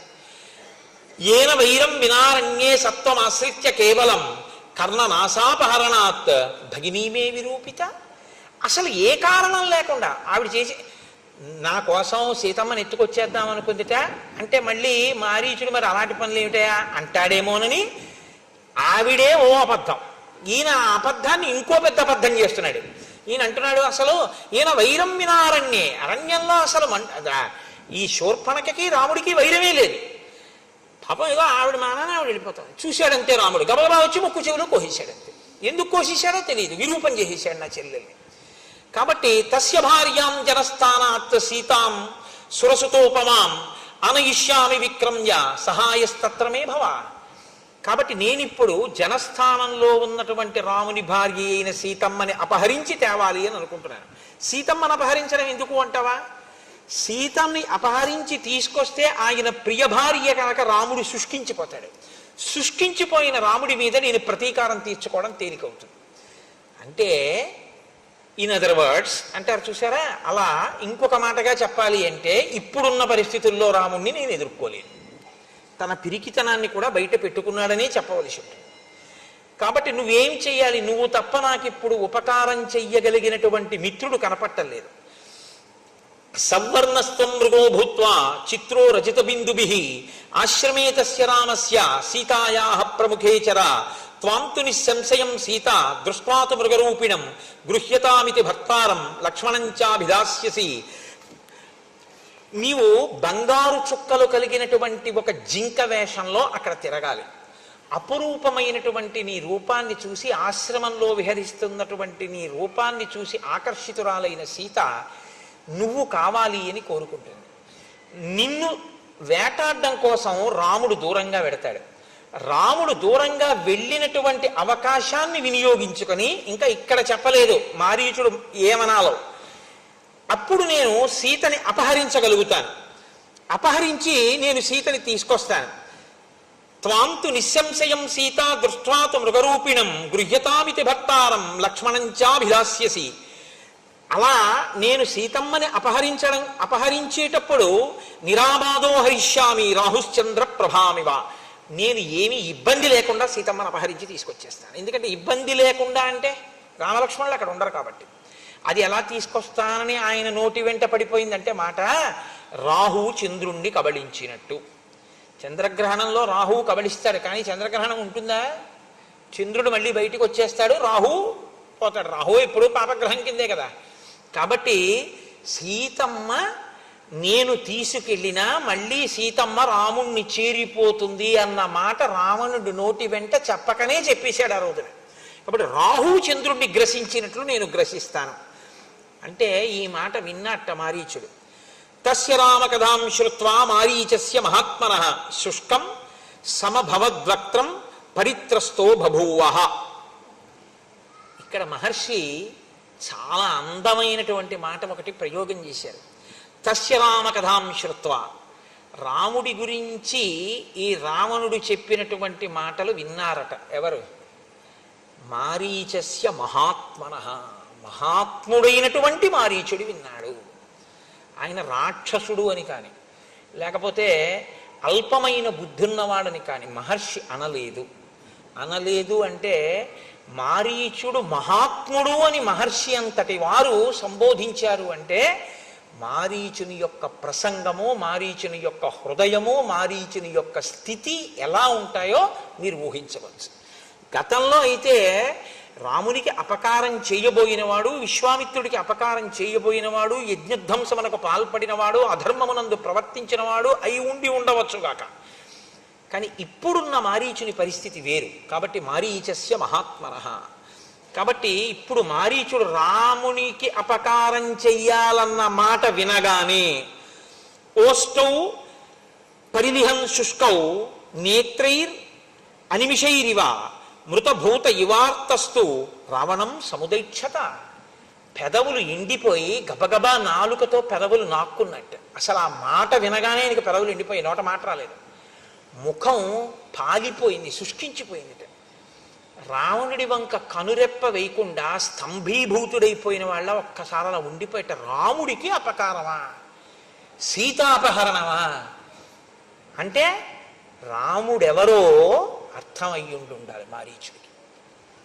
కాబట్టి ప్రారంభమేనండి అసలు అద్భుతంగా మాట్లాడతాడు. ఎందుకంటే రాముడెవరో అర్థం అయింది. రాముడెవరో చెప్పినా అర్థం అవ్వదు రావణుడికి. ఇందులో ఒక ప్రమాదం ఒకటి చూపిస్తున్నారు మహర్షి. తనకి తెలియకపోవడం ఎప్పుడూ తప్పు కాదు. ఎందుకంటే మీరు ఒకటి గమనించండి, ఎవ్వరూ ఎప్పుడూ అన్నీ తెలుసున్నవాడు ఎన్నటికీ కడలా ఎవడైనా అనుకుంటే వాడికన్నా అవివేకి లోకంలో లేడు. ఎందుకంటే శంకరాచార్యులు వారంతటి వారు పశుమాం సర్వజ్ఞ ప్రజిత కృపయా పలయ విభో అన్నారు. ఇక నాకు అన్నీ తెలుసు అని ఎవడైనా అంటే ఇంకంత వాడికన్నా అవివేకి ఇంకోటి లేడని గుర్తు. అన్నీ నాకు తెలిసాక అలా అనగానే వాడి అహంకారం బయటపడిపోతుంది. నాకేం తెలుసండి అని చెప్పి మధ్య శిష్టాశ్చ తుల్యాశ్చ సంతితత్ర మనౌకసహ మత్త ప్రత్యవర కశ్చిన్ నార్చి సుగ్రీవ సన్నిధో అన్నవాడు ఎవడో వాడు మహానుభావుడు, వాడు వినయం ఉన్నవాడు తప్ప అలా అనలేక అన్నీ నాకు తెలిసంటే ప్రమాదం కదండి. తెలియకపోవడం ఎప్పుడూ తప్పు కాదు. తెలియకపోవడం తప్పు కాదు, కానీ తెలియ చెప్తే వినకపోవడం మాత్రం మహా తప్పు. తనకి తెలియదు, ఒకరు చెప్పారు, ఏం చేయాలి? వినాలి. అసలు వినకపోతే ఇక వాడు బాగుపడడు అని గుర్తు. కాబట్టి తన బుద్ధికి తోచిందే చేస్తాడు. కాబట్టి ఆ బుద్ధిలోకి ప్రమాదపుట ఆలోచన ఎప్పుడు వస్తుందో అప్పుడు పడిపోతాడు. ఆ ఆలోచన ఎంతకాలం రాదో అంతకాలం ఓ వెలుగు వెలుగుతాడు. ఇది ఈ రెండు కోణాలు తెలుసున్నవాడు మారీచుడు. ఒకడు మహాత్ముడు, మహాత్ముడుగా మారీచుడికి అర్థమయ్యాడు. ఒకడు దురాత్ముడిగా అర్థమయ్యాడు. దురాత్ముడు అని ఇప్పుడు విడిచిపెట్టడానికి మారీచుడు సిద్ధంగా లేడు. ఎందుకు సిద్ధంగా లేడు అంటే ఆయనలో ఇంకా ఒక ప్రభుభక్తి అన్నది ఉండిపోయింది. కాబట్టి కనీసం ఒక మాట చెప్పి చూద్దాం మారుతాడేమో, కానీ మారుతాడన్న నమ్మకం లేదు వీడికి చెప్పిన. కాబట్టి ఆయన ప్రారంభమే సులభాహ పురుషారాజన్, ఓ రాజా, నీ మనసుకి ఏది ప్రియమో, ఏది చెప్తే నువ్వు సంతోషిస్తావో అది నీకు చెప్పేవాడు లోకంలో ఎక్కడికి వెళ్ళినా దొరుకుతాడు. నీ మనసుకి నచ్చదని తెలిసి కూడా నీ హితమును కోరి చెప్పేవాడు ఉండడు. ఒకవేళ అలా చెప్పేవాడు ఉన్నా వినేవాడు ఉండడు. ఎంత పెద్ద మాట అండి! నిజమే. మనకెందుకు వచ్చిందండి ఆయనతో గొడవ అంటారు. చూడండి, లోకంలో మాట ఉంటుంది, మనకెందుకు వచ్చిందంటారు, ఎవడి కర్మ వాడు, పోని ఏదో మనకి తెలియనట్టుంటే అయిపోయాయి అంటారు. తప్పండి. అదేంటిది? పాడైపోకుండా ఆయనకి మంచి మాట చెప్పాలి మనం అనేవాడు ఉండడు. ఒకవేళ ఆయన అలా అని తప్పబ్బాయి నువ్వు అలా ఉండకూడదు, నువ్వు మారవలసి ఉంటుంది సుమా అన్నాడు అనుకోండి, వినేవాడు ఉండడు. అంటే సులభాహ పురుషారాజన్ సతతం ప్రియవాదిన అప్రియస్యతు పత్యస్య వక్త శ్రోతాచ దుర్లభ. అటువంటి వక్త, అటువంటి శ్రోత లోకంలో లేరు, అవతల బాగున్నాడు అంతే. ఒకవేళ ఉంటే అద్భుతం, అది మారిపోతారంటే రావలసినటువంటి అకాల మృత్యువు తొలగిపోతుంది. అవవలసిన రాక్షసుడు సత్పురుషుడైపోతాడు, మారుతాడు. మారే అవకాశం ఉందన్నమాట. అసలు నేను విన్నంటే అన్నీ విన్నా ఆ చెప్పొచ్చావు రావా అన్నాడు అనుకోండి, ఇంకెందుకు పనికి వచ్చినట్లు. ఇది మొట్టమొదటి శ్లోకంలో చెప్తున్నాడు. ఈ శ్లోకం నేను ఇంకా ఎంత నెత్తి కొట్టుకు చెప్పాలో నాకు అర్థం కాదు, కానీ ఈ శ్లోకం జీర్ణమైతే మన పరిస్థితి వేరు. ఈ శ్లోకం జీర్ణం కాకపోతే నా దృష్టిలో అయితే రామాయణంలో ఉన్న అత్యద్భుతమైన శ్లోకాలలో ఈ శ్లోకం ఒకటి. ఎందుకో తెలుసా? మనుష్యుడన్నవాడు పాడైపోవడానికి ప్రధాన కారణం ఎక్కడుంటుందంటే చెప్పేవాడు లేక కాదు, చెప్పేవాడు ఉన్న వినేటటువంటి బుద్ధి లేక పాడైపోతాడు. మనం వినడం ఏమిటి అని ఇంకా వస్తే ఆ చెప్పిన వాళ్ళలో మనం ఏం వెతకచ్చు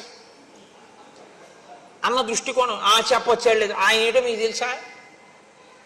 ఆయన చెప్పిన దాంట్లో సారం ఉందా లేదా వాక్కులో, అది కాదు కావాల్సింది.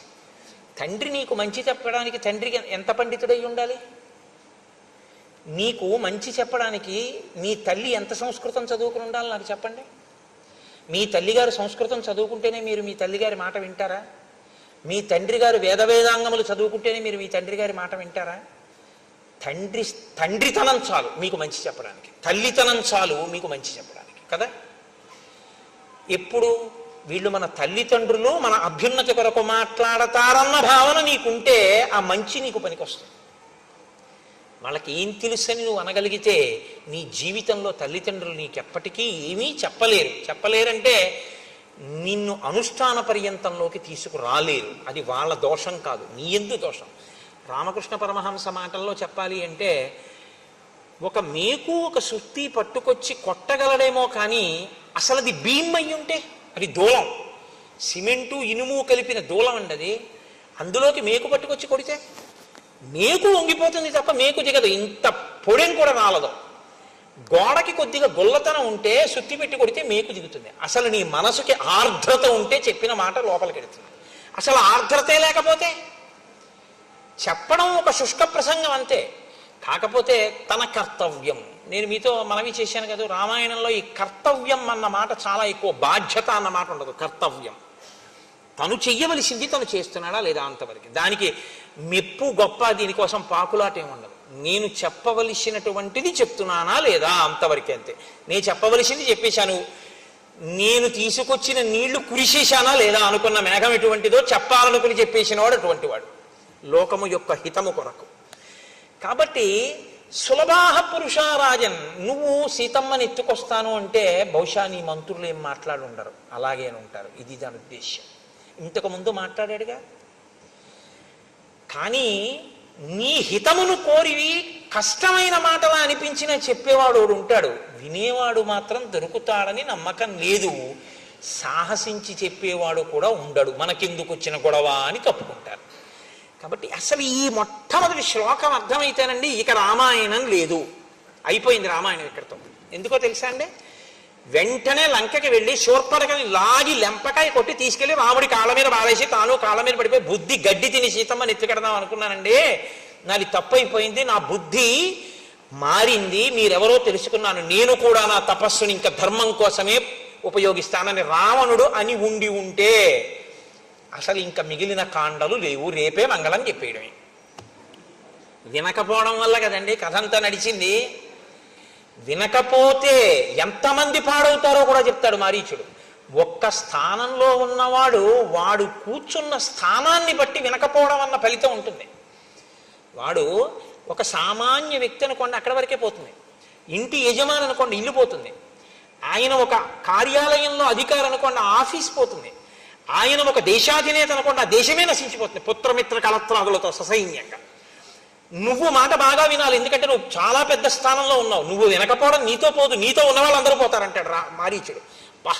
అసలు నిజంగా వినడము వినకపోవడం అనేటటువంటిది ఎంత ప్రమాదమో, అసలు ఉపన్యాసాన్ని ఇలా ప్రారంభించడం అనేటటువంటిది. అందుకు కదండి మారీచస్య మహాత్మనః అన్నాడు మహానుభావుడు వాల్మీకి మహర్షి.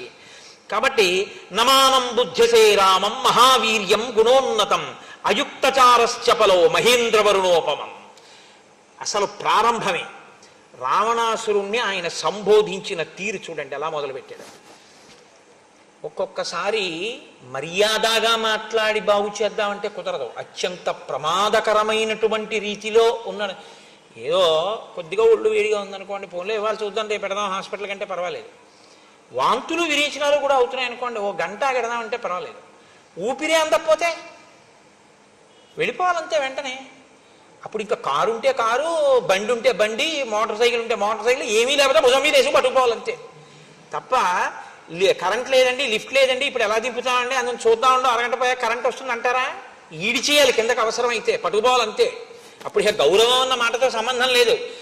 మనిషి చాలా ప్రమాదపట ఆలోచనతో ఉన్నాడు. భజ గోవిందం భజ గోవిందం గోవిందం భజ మూఢమతే అన్నారంతే శంకర భగవత్పాదులు. అవసరాన్ని బట్టి సంబోధన అలా ఉంటుంది, ఆ పరిస్థితిని బట్టి అలా మాట్లాడవలసి ఉంటుంది.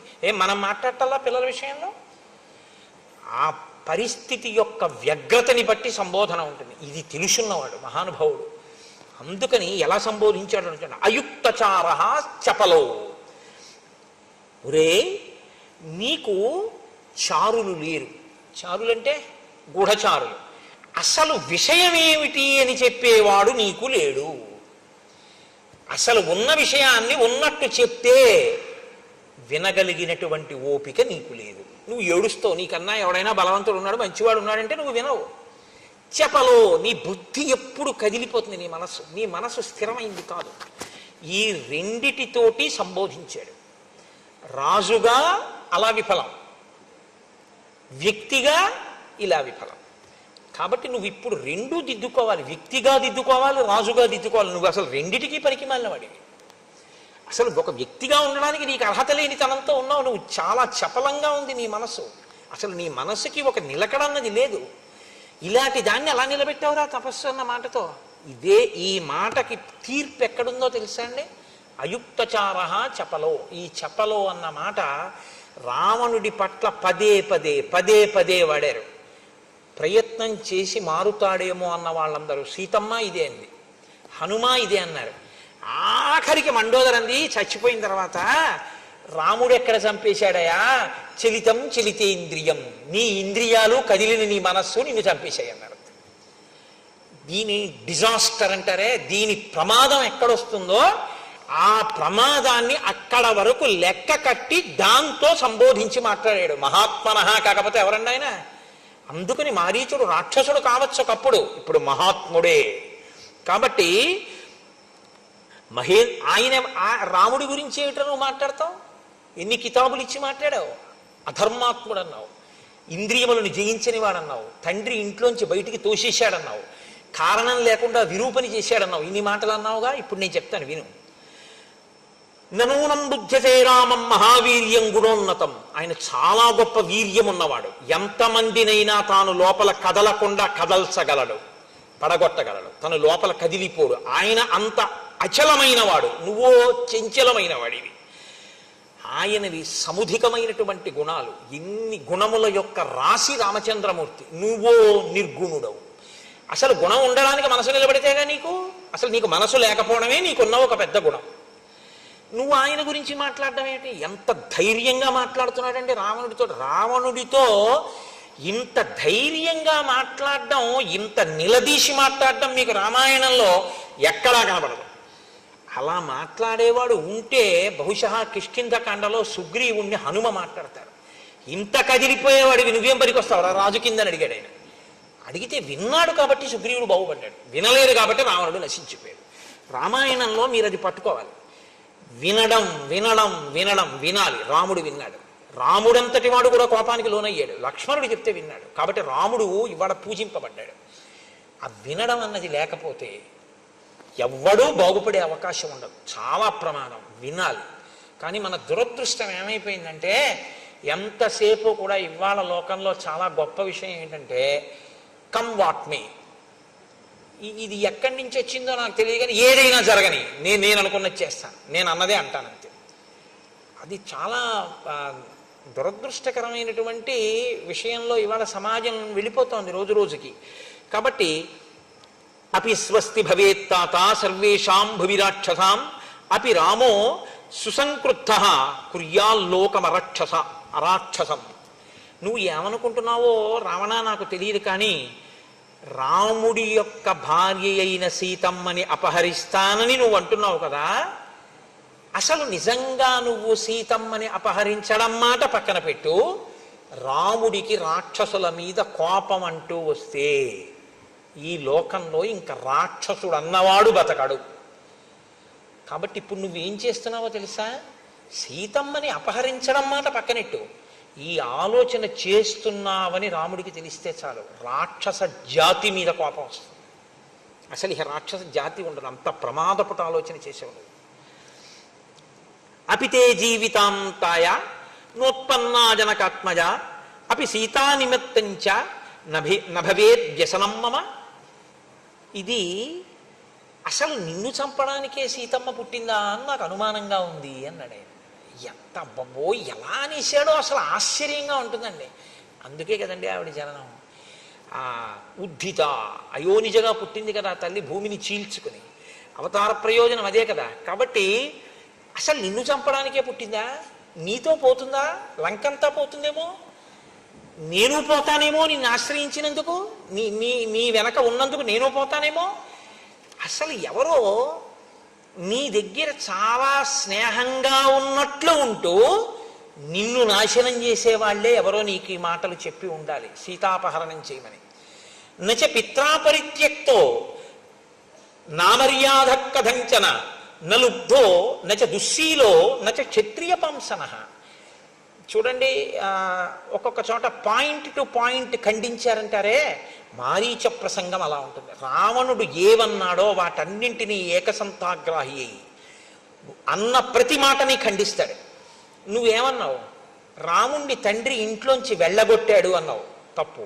ఆయన అలా వెళ్ళగొట్టపడలేదు. ఆయన మర్యాద తెలియనివాడు కాడు, ఆయన లుబ్ధుడు కాడు, ఆయన అన్నిటినీ కోరేవాడు కాడు, ఆయన దుశ్శీలుడు కాడు, క్షత్రియుల ఎందు అధముడైనటువంటి వాడు అసలే కాడు.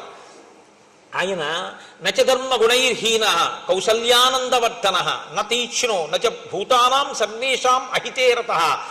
భూతములకు అహితము చేసేటటువంటి వాడు, అపకారము చేసేటటువంటి వాడు అసలు కాడు, క్రోధమున్నవాడు కాడు, ధర్మగుణములు లేనివాడు కాడు. ఆయన అన్ని విధములుగాను యోగ్యుడు. వంచితం పితరం దృష్ట్వా కైకయ్యా సత్యవాదినం కరిష్యామీతి ధర్మాత్మా తాత ప్రవ్రజితో వనం కైకయ్యా ప్రియకామార్థం పితుర్దశరథస్య చ హిత్వా రాజ్యంచ భోగాంశ్చ ప్రవిష్టో దండకాననం. రాముని తండ్రి అయిన దశరథ మహారాజు గారిని కైకమ్మ వరములనేటటువంటి మిషని అడ్డుపెట్టి వంచి ఆయన దగ్గర 2 వరములను పుచ్చుకుంటే ఇచ్చినటువంటి దశరథ మహారాజు గారు సత్యమునందు నిలబడితే తప్ప ఊర్ధలోకములు పొందలేడని తండ్రిని సత్యమునందు నిలబెట్టడం కోసం తనంత తానుగా పితృవాక్య పరిపాలకుడై 14 సంవత్సరముల అరణ్యవాసం చెయ్యడం కోసమని బయలుదేరి వచ్చినటువంటి మహాత్ముడు రాముడు.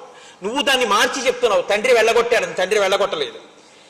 అసలు ఇన్ని తెలిసి అలా మాట్లాడుతుంటే మారాలి, ఖచ్చితంగా మారే గుణం ఆయనకి లేదు. రామో విగ్రహవాన్ ధర్మ సాధు సత్యపరాక్రమ రాజా సర్వస్య లోకస్య దేవానాం అఘవానివ. రామో విగ్రహవాన్ ధర్మ, ధర్మాన్ని తీసుకొచ్చి ఒక చోట రాశీభూతంగా నిలబెట్టి ప్రాణం పోస్తే ఆ ధర్మం కదిలి వెడుతుంటే చూడాలి అనుకుంటే అదే రాముడు కదిలి వెడుతున్న ధర్మం. ధర్మానికి హాని చేద్దామనుకున్నవాడు బతికి పట్టకట్టడం. సాధువు, ఆయన సత్పురుషుడు. సత్యపరాక్రమ, ఆయన నిరంతరము సత్యమునే అనుష్ఠిస్తాడు కాబట్టి అదే ఆయన పరాక్రమం. కాబట్టి చెక్కు చెదరదది. రాజా సర్వస్య లోకస్య, రాముడు ఇక్కడ కాదు, ఈ రాజ్యానికి కాదు, సమస్త లోకములకు రాజు. అంటే ఆయన ఎవరో, రాముడెవరు అన్న సత్యాన్ని మారీచుడు గ్రహించగలిగాడు. దేవానాం అఘవానివ, దేవతలకు ఇంద్రుడు ఎటువంటి వాడో రాముడు అటువంటి వాడు. నువ్వు సీతమ్మను అపహరిస్తానన్నావుగా, కథం తం తస్య వైదేహీం రక్షితాం స్వేన తేజస ఇచ్చసి ప్రసభం హర్తుం ప్రభామివ వివస్వతః. ఆ సీతమ్మ రాముని చేతనే రక్షింపబడుతుంది, రామలక్ష్మణులని దూరంగా పంపితే నువ్వు అపహరించగలను అనుకుంటున్నావు. పిచ్చాడా? సీతమ్మ తన తేజస్సుతో తనని తాను రక్షించుకుంటుంది. ఆమె తేజస్సు ఏమిటో తెలుసా? ఆవిడ పాతివ్రత్యమే. పాతివ్రత్యం ఉన్న సీతమ్మని నువ్వు అపహరించలేవు అంటే మీరు ఒక విషయాన్ని ఖండితంగా తెలుసుకోవలసి ఉంటుంది. బంగారు చుక్కలున్న మృగంగా మారీచుడు వెళ్ళినా ఆయనకు ఒక విషయం తెలుసు. నేను హా సీత హా లక్ష్మణ అంటూ పడిపోయినా సీతాపహరణం రావణుడు చెయ్యలేడు. సీతాపహరణం అంటూ జరిగితే సీతమ్మ వెళ్ళింది తప్ప సీతని రావణుడు అపహరించలేదు. సీతమ్మే వెళ్ళడం అంటూ జరిగితే అది రావణ సంహారానికే వచ్చింది తప్ప ఇంకో ప్రయోజనానికి కాదు. కాబట్టి నేను నిమిత్తం, వాడు అనుకుంటున్నాడు నేను ఎడితే వాడు ఎత్తుకెళ్ళగలని ఒత్తి మాట. లేకపోతే ఈ మాట ఎలా చెప్పగలడండి మహాత్మనః? కాబట్టి కథం తం తస్య వైదేహీం రక్షితాం స్వేన తేజస, తన తేజస్సుతో తనని తాను రక్షించుకుంటుంటుంది ఆవిడ. ఇచ్చసి ప్రసభం హర్తుం ప్రభామివ వివస్వతః. ఏట్రా బలవంతంగా పట్టుకొస్తానంటే ఏట్రా? ఎంత బలం ఉంటే మాత్రం సూర్యుడి కాంతిని పట్టరా చూస్తాను. నీకు బలం ఉండొచ్చు, బలం ఉంటే సూర్యుడి కాంతి పట్టుకెళ్ళిపోగలవా? అదిలా. ఇప్పుడు మీకు బలం ఉందండి, ఒక ఉదాహరణ బాగా చెప్పాలంటే కోటేశ్వరారు మెళ్ళ రుద్రాక్షమాలు లాగేయచ్చు, కోటేశ్వరారు ఉత్తరీయం లాగేయచ్చు. కోటేశ్వరరావు గారు మాట్లాడేటటువంటి విధానాన్ని మీరు లాగేయలేరుగా. అది కోటేశ్వరరావు గారిలో అంతర్గతమైన శక్తి. అంటే ఇదేదో పెద్ద గొప్ప విషయం, నేనేదో పెద్ద భక్తనని నేను మాట్లాడలేదు, ఒక ఉదాహరణకి చెప్పాను అంతే.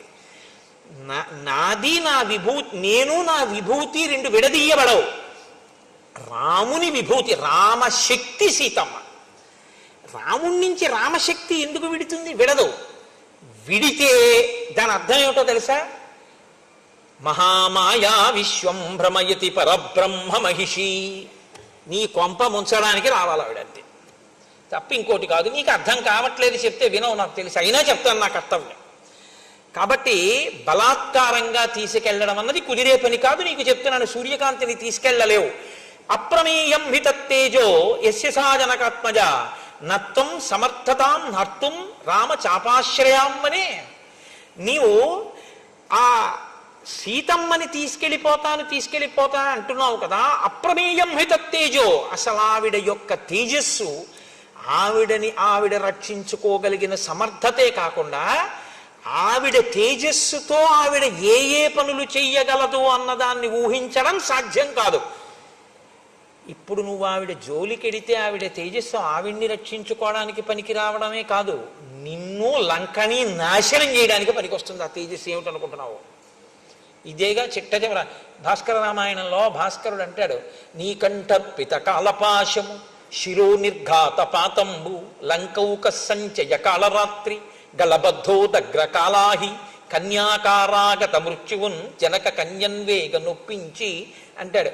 పిచ్చాడా అలా అనుకుంటున్నావు, సీత అంటే నీకు కనబడినట్టు అనుభవైక వేద్యమైన ఒక స్త్రీ కాదంటాడు. అది అది ఆయనకి అర్థం కాకుండా ఉంచడం, అర్థమయ్యేటట్టు ఒకణ్ణి అనుగ్రహించడం మాయ యొక్క స్వభావం. పరబ్రహ్మ మహిషి అందుకు కదండి శివధనస్సు ఎక్కువ పెట్టినవాడు, ఉంచినవాడు, అటువంటి ఎవడు మాయని భరించగలడో, వహించగలడో, నియమించగలడో వాడు పురుషోత్తముడు, వాడు పరబ్రహ్మం. పరబ్రహ్మము యొక్క శక్తి మాయ. కాబట్టి నీకేం తెలుసు, ఆవిడ వల్ల పాడైపోతావు, నశించిపోతావు. ఇది అందుకని మహాత్మనః. అసలు నరుడిగా ఉన్న రాముడు ఎవరో కూడా చెప్పగలుగుతున్నాడు మారీచుడు. ఇవాళ ఆయన తపస్సు ఎలా చేశాడన్నది పక్కన పెట్టండి, ఆయనకు ఒక సత్యం ద్యోతకమైంది, ఒక గొప్ప సత్యం ద్యోతకమైంది మారీచుడికి. కాబట్టి అటువంటి సీతమ్మని నువ్వు అపహరించి తేవడం అనేటటువంటిది కుదరదు. తస్య సా నరసింహస్య సింహోరస్కస్య భామిని ప్రాణేభ్యోపి ప్రియతర భార్యా నిత్యమనువ్రత. ఆమె పాతివ్రత్యం ఏమిటో తెలుసా? నరులయందు సింహము వంటి వాడు రాముడు. సింహం యొక్క వక్షస్థలం ఎలా ఉంటుందో అటువంటి వక్షస్థలం ఉన్నవాడు రాముడు. అటువంటి రాముని యొక్క ప్రాణము వంటిది సీతమ్మ. ప్రాణం ఎక్కడ ఉంటుందండి? గుండెల్ని కదా ఆధారం చేసి చెప్తాం. అంటే ఆయన గుండెల్లో ఆవిడుంది, ప్రాణంతో సమానమైనటువంటిది. ఆయనని నిత్యము అనువర్తిస్తుంది. నాకు ప్రాణం సీతమ్మ అంటే అంటావేమో, ఆమె ఆయన్ని అనువర్తిస్తుంది. నువ్వు తీసుకొచ్చినా నీ ప్రాణం పోవడానికి పనికొస్తుంది. కాబట్టి పిచ్చాడా ఆవిడ్ని తీసుకొస్తానంటే ఏంటి? జీవితంచ సుఖం చైవ రాజ్యం చైవ సుదుర్లభం యదీచ్ఛసి చిరం భోక్తం మా కృధారామ విప్రియం. నీ జీవితం బాగుండాలనుకుంటున్నావా? సుఖంగా ఉండాలనుకుంటున్నావా? రాజ్యం బాగుండాలనుకుంటున్నావా? చాలా కాలం సుఖాలు అనుభవిద్దాం అనుకుంటున్నావా? మా కృధారామ విప్రియం. రామచంద్రమూర్తికి అపకారం చేద్దామన్న ఆలోచన అసలు చెయ్యకు. అసలు ఆలోచన చేయకు. నేను నయం చేయనన్నానని ఇంకోటి దగ్గరికి వెళ్ళకు. అసలు ఆలోచన వదిలిపెట్టేసి అంటూ, నేను ఎప్పుడో ఒకనకొకప్పుడు పూర్వకాలంలో యజ్ఞధ్వంసం చేస్తుండేవాడిని. విశ్వామిత్ర మహర్షి దశరథ మహారాజు గారి దగ్గరికి వెళ్ళి రామలక్ష్మణుల్ని ఇద్దరినీ కూడా యజ్ఞరక్షణ కొరకు తీసుకొచ్చారు. అప్పటికి ఆయన చాలా చిన్నపిల్లవాడు. నేను విశ్వామిత్రుడు యాగం చేస్తుంటే ఆ యాగంలో తీసుకెళ్లి యాగభంగం చేయడం కోసమని వెయ్యకూడని పదార్థములు వేయడానికి దగ్గరగా వెళ్ళాను. పిల్లవాడే కదా, ఇతను ఏం చేస్తాడనుకున్నాను. అప్పటికి రాముడు ఎంతవాడో తెలుసా? రావణ అజాత వ్యంజన శ్రీమాన్ పద్మపత్ర నిభీక్షణ ఏకవస్త్రధరో ధన్వీ సిహీ కనకమాలయ. అజాత వ్యంజన శ్రీమాన్, ఇంకా పురుష లక్షణములు పుట్టనివాడు. అంటే ఇంకా మీసాలు కూడా రాలేదు ఆయనకి. పద్మపత్ర నిభీక్షణ, చక్కటి ఆ కనుదోయి కలిగినటువంటి వాడు.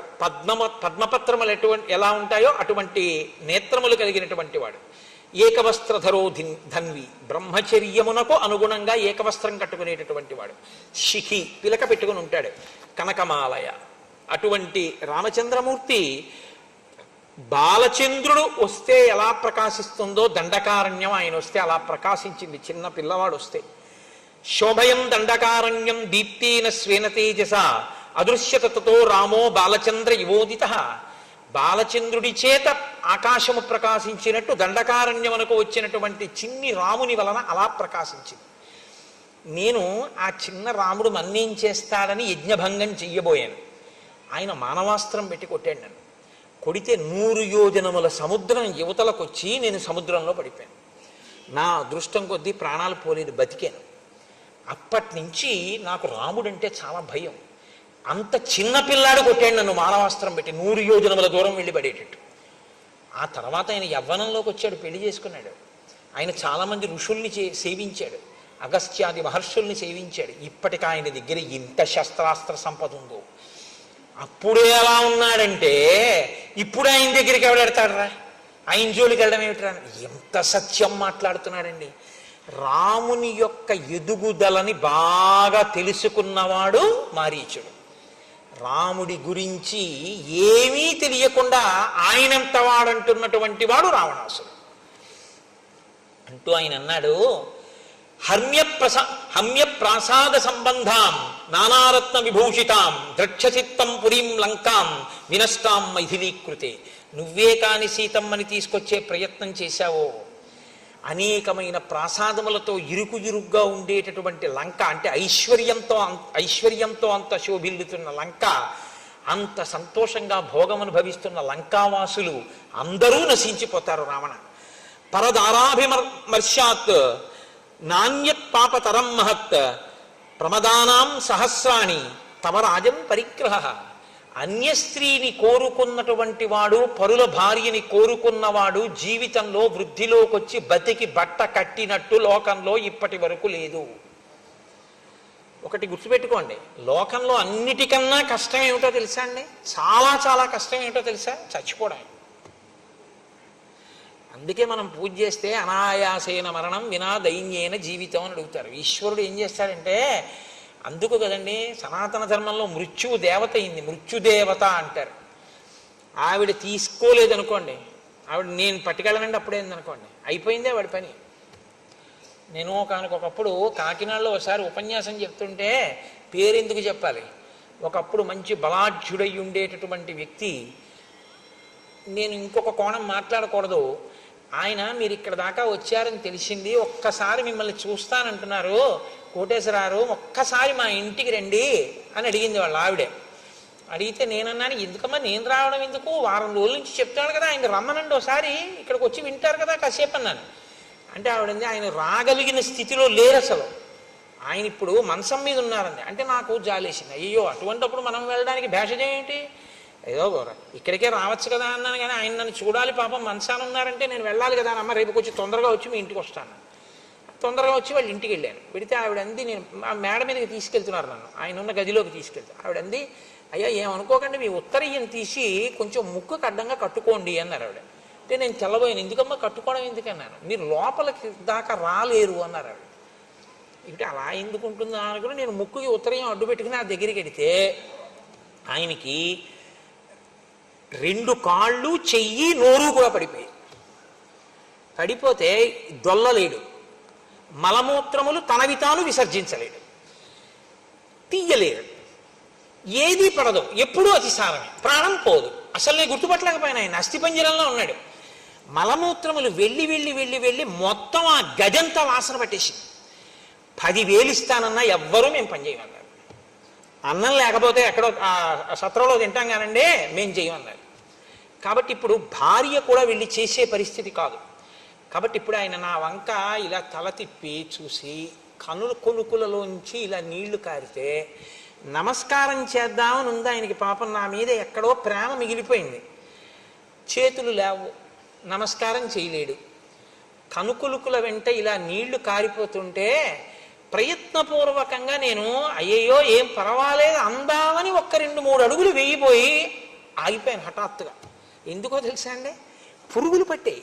అప్పటికే శవం చాలాసేపు ఒక చోట ఉంటే చలికంపులా వస్తుంది. అటువంటి చలికంపు గజంతా 2 అడుగులే వేయగలిగాను నేను. ఇంకా వెళ్ళలేకపోయాను. ఏం పర్వాలేదులేండి అందామంటే మరి ఉత్తరీయం కిందకి జారాలి. నేను ఇంకా ఉండలేకపోయాను, వెళ్ళిపోయాను. ఆ తర్వాత 6 నెలలు ఉన్నాడు ఆయన అలాగా. ఈ దేనికి ఉన్నట్టు అంటే బాధ అనుభవించడానికి ఉన్నాడు. అందుకే మన వాళ్ళు మృత్యువుని దేవతని ఎందుకంటారో తెలుసా అండి, ఈ శరీరము జర్జరీభూతం అయిపోతే దీంట్లోంచి సునాయాసంగా ఆవిడ విడిపించేసింది అనుకోండి, అమ్మయ్య అంట. లేకపోతే ఇప్పటికే చాలా ఖర్చు అయిపోయిందండి, ఇప్పుడు మాత్రం ఏం చేస్తాడు అని ఇంటికి తీసుకెళ్లరు. ఇప్పుడు ఆయన్ని ఎక్కడ పెడతామంటారు, అన్నదమ్ములు వాటాలు వేసుకుంటారు, వీధరుగు మీద పెడతారు, ఆ గదిలో పెడతారు. పలకరించేవాడు ఉండడు, చూసేవాడు ఉండడు, తన అలా పడి ఉండాలి. అలా తీసుకెడుతుంది కాబట్టే సనాతన ధర్మంలో మృత్యువుకి కూడా దేవతాస్థానం ఇచ్చి గౌరవించారు.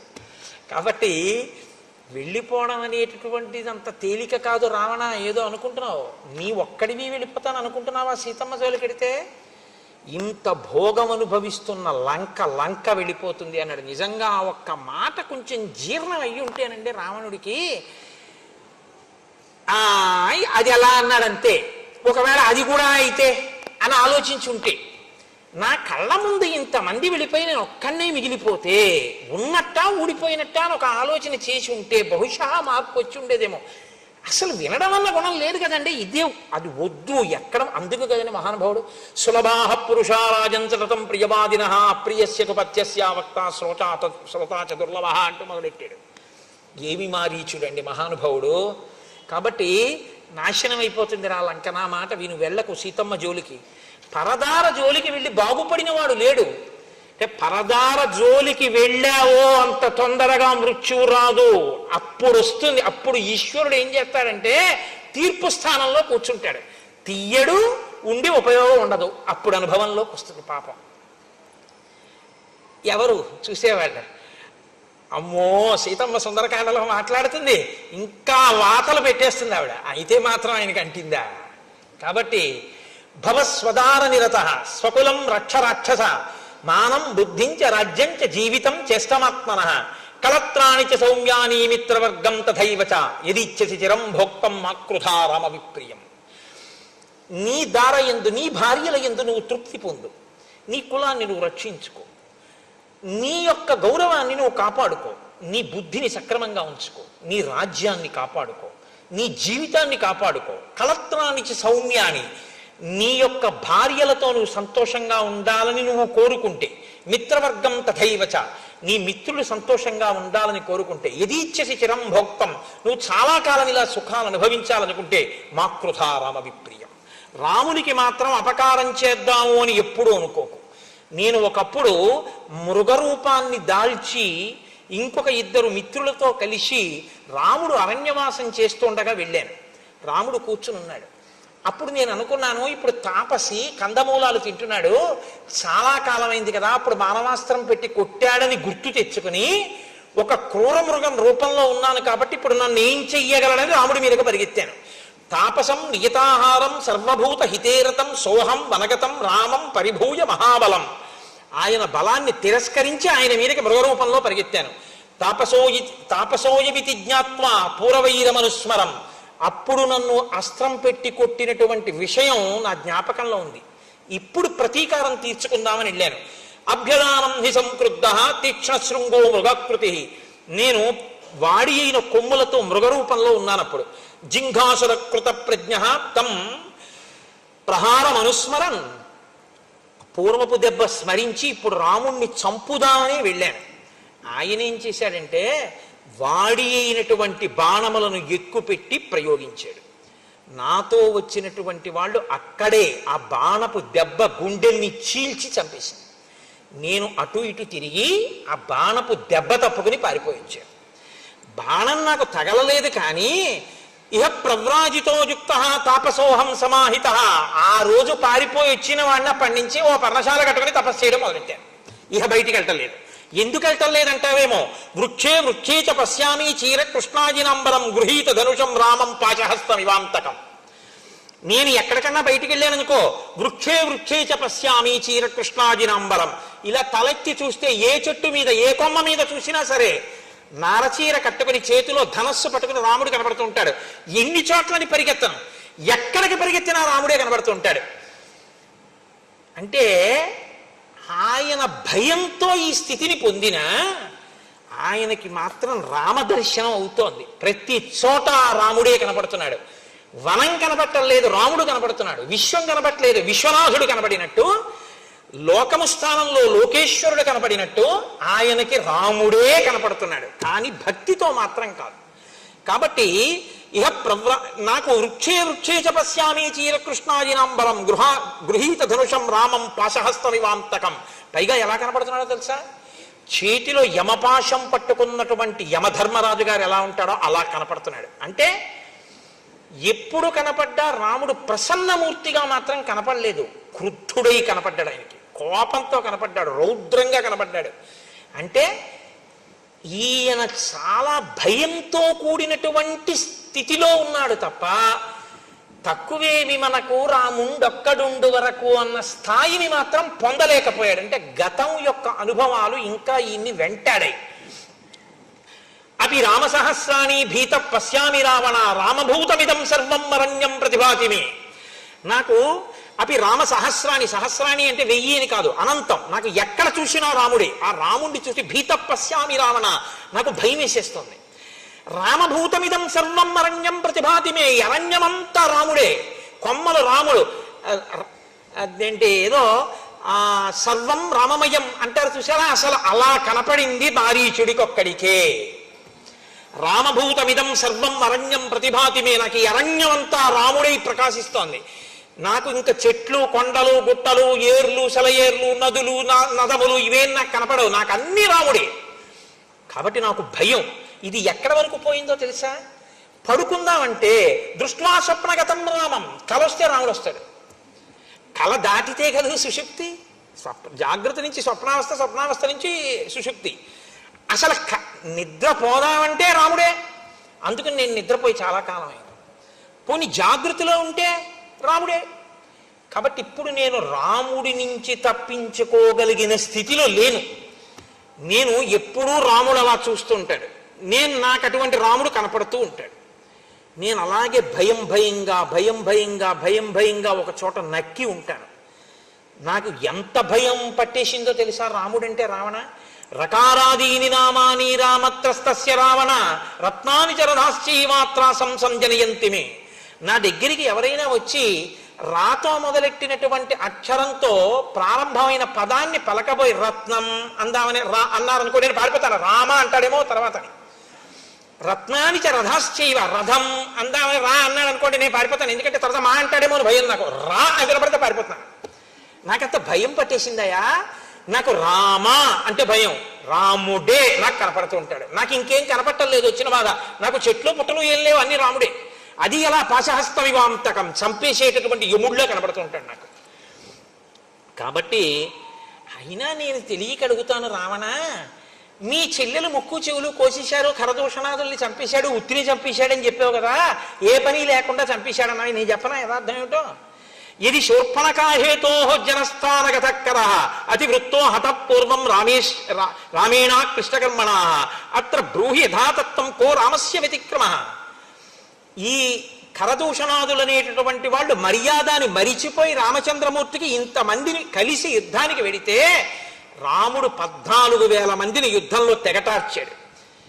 శూర్పణక యుక్తాయుక్త విచక్షణ మరిచిపోయి రాముడి దగ్గరికి వెడితే ముక్కు చెవులు కోశాడు తప్ప అసలు విషయం తెలుసుకోకుండా నీ ఇష్టం వచ్చినట్టు మాట్లాడతాయండి.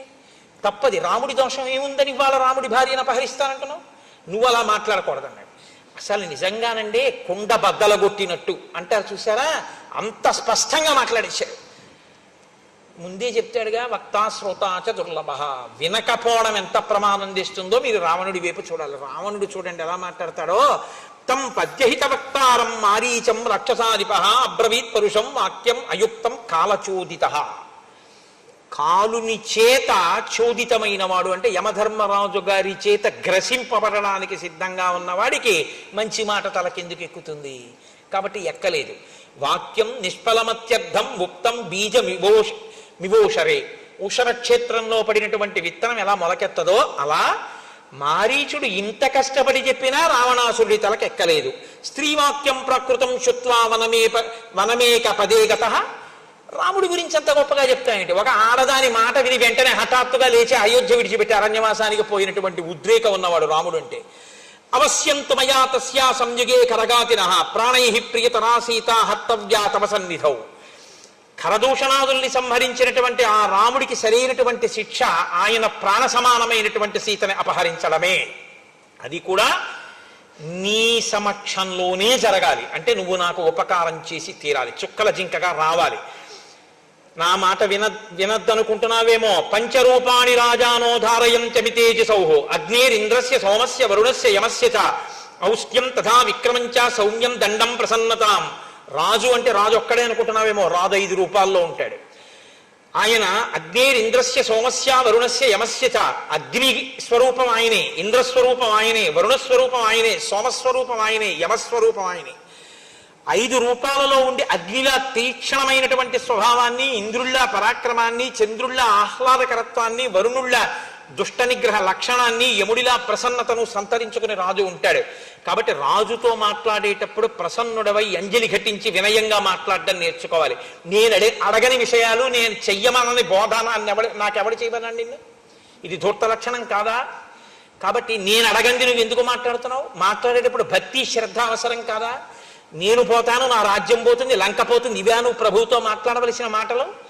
నేను ఏది చెప్పానో అది నువ్వు చేయి చాలు. సంవర్ణస్తం మృగో భూత్వా చిత్రో రజత బిందుభి ఆశ్రమే తస్య రామస్య సీతాయా ప్రముఖేచర ప్రలోభయిత్వా వైదేహిం యథేష్టం గంతుమర్హసి.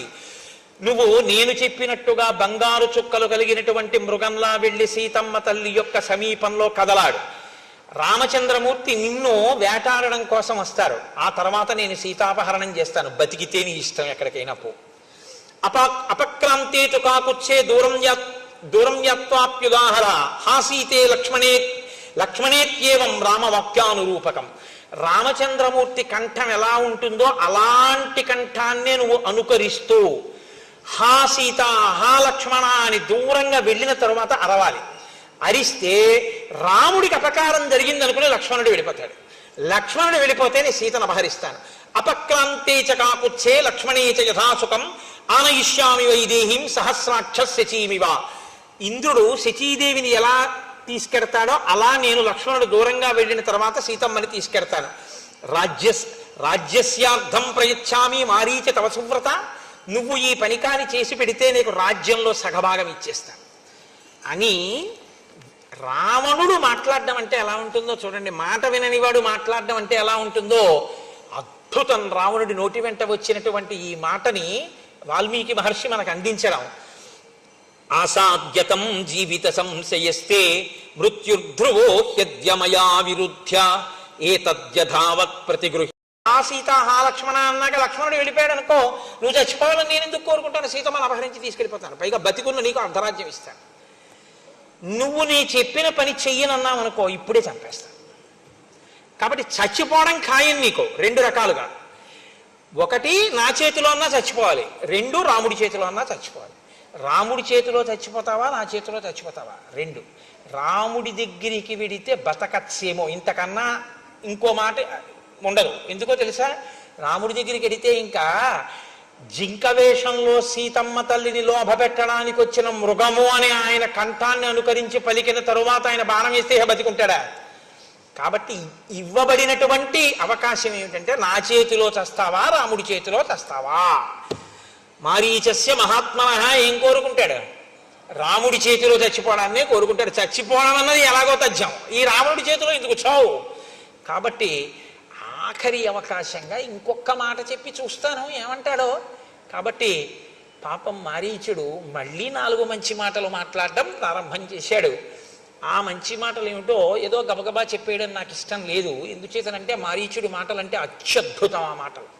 కాబట్టి రేపటి రోజున నేను ఆ మిగిలినటువంటి మాటల్ని చెప్పి మిగిలినటువంటి కథాక్రమాన్ని రామచంద్రమూర్తి ఎంతవరకు పలికిస్తే అంతవరకు రేపటి రోజున పలికేటటువంటి ప్రయత్నం చేస్తాను.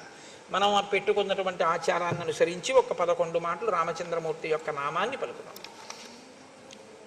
పాహి కృష్ణాయనచు ద్రౌపది పలికినది శ్రీరామనామము. రామనామము రామనామము రమ్యమైనది రామనామము. గోచరంబగు జగము లోపల గోప్యమైనది రామనామము. రామనామము రామనామము రమ్యమైనది రామనామము. బ్రహ్మ సత్యము జగన్మిథ్యాభావమే శ్రీరామనామము. రామనామము రామనామము రమ్యమైనది రామనామము. భక్తితో భజించు వారికి ముక్తి నొసగును రామనామము. రామనామము రామనామము రమ్యమైనది రామనామము. భగవదర్పిత కర్మ పరులకు పట్టుబడు శ్రీరామనామము. రామనామము రామనామము రమ్యమైనది రామనామము. సకల జీవులలోన వెలిగే సాక్షిభూతము రామనామము. రామనామము రామనామము రమ్యమైనది రామనామము. ఆంజనేయుని వంటి భక్తులకాశ్రయమము ఆశ్రయము శ్రీరామనామము. రామనామము రామనామము రమ్యమైనది రామనామము.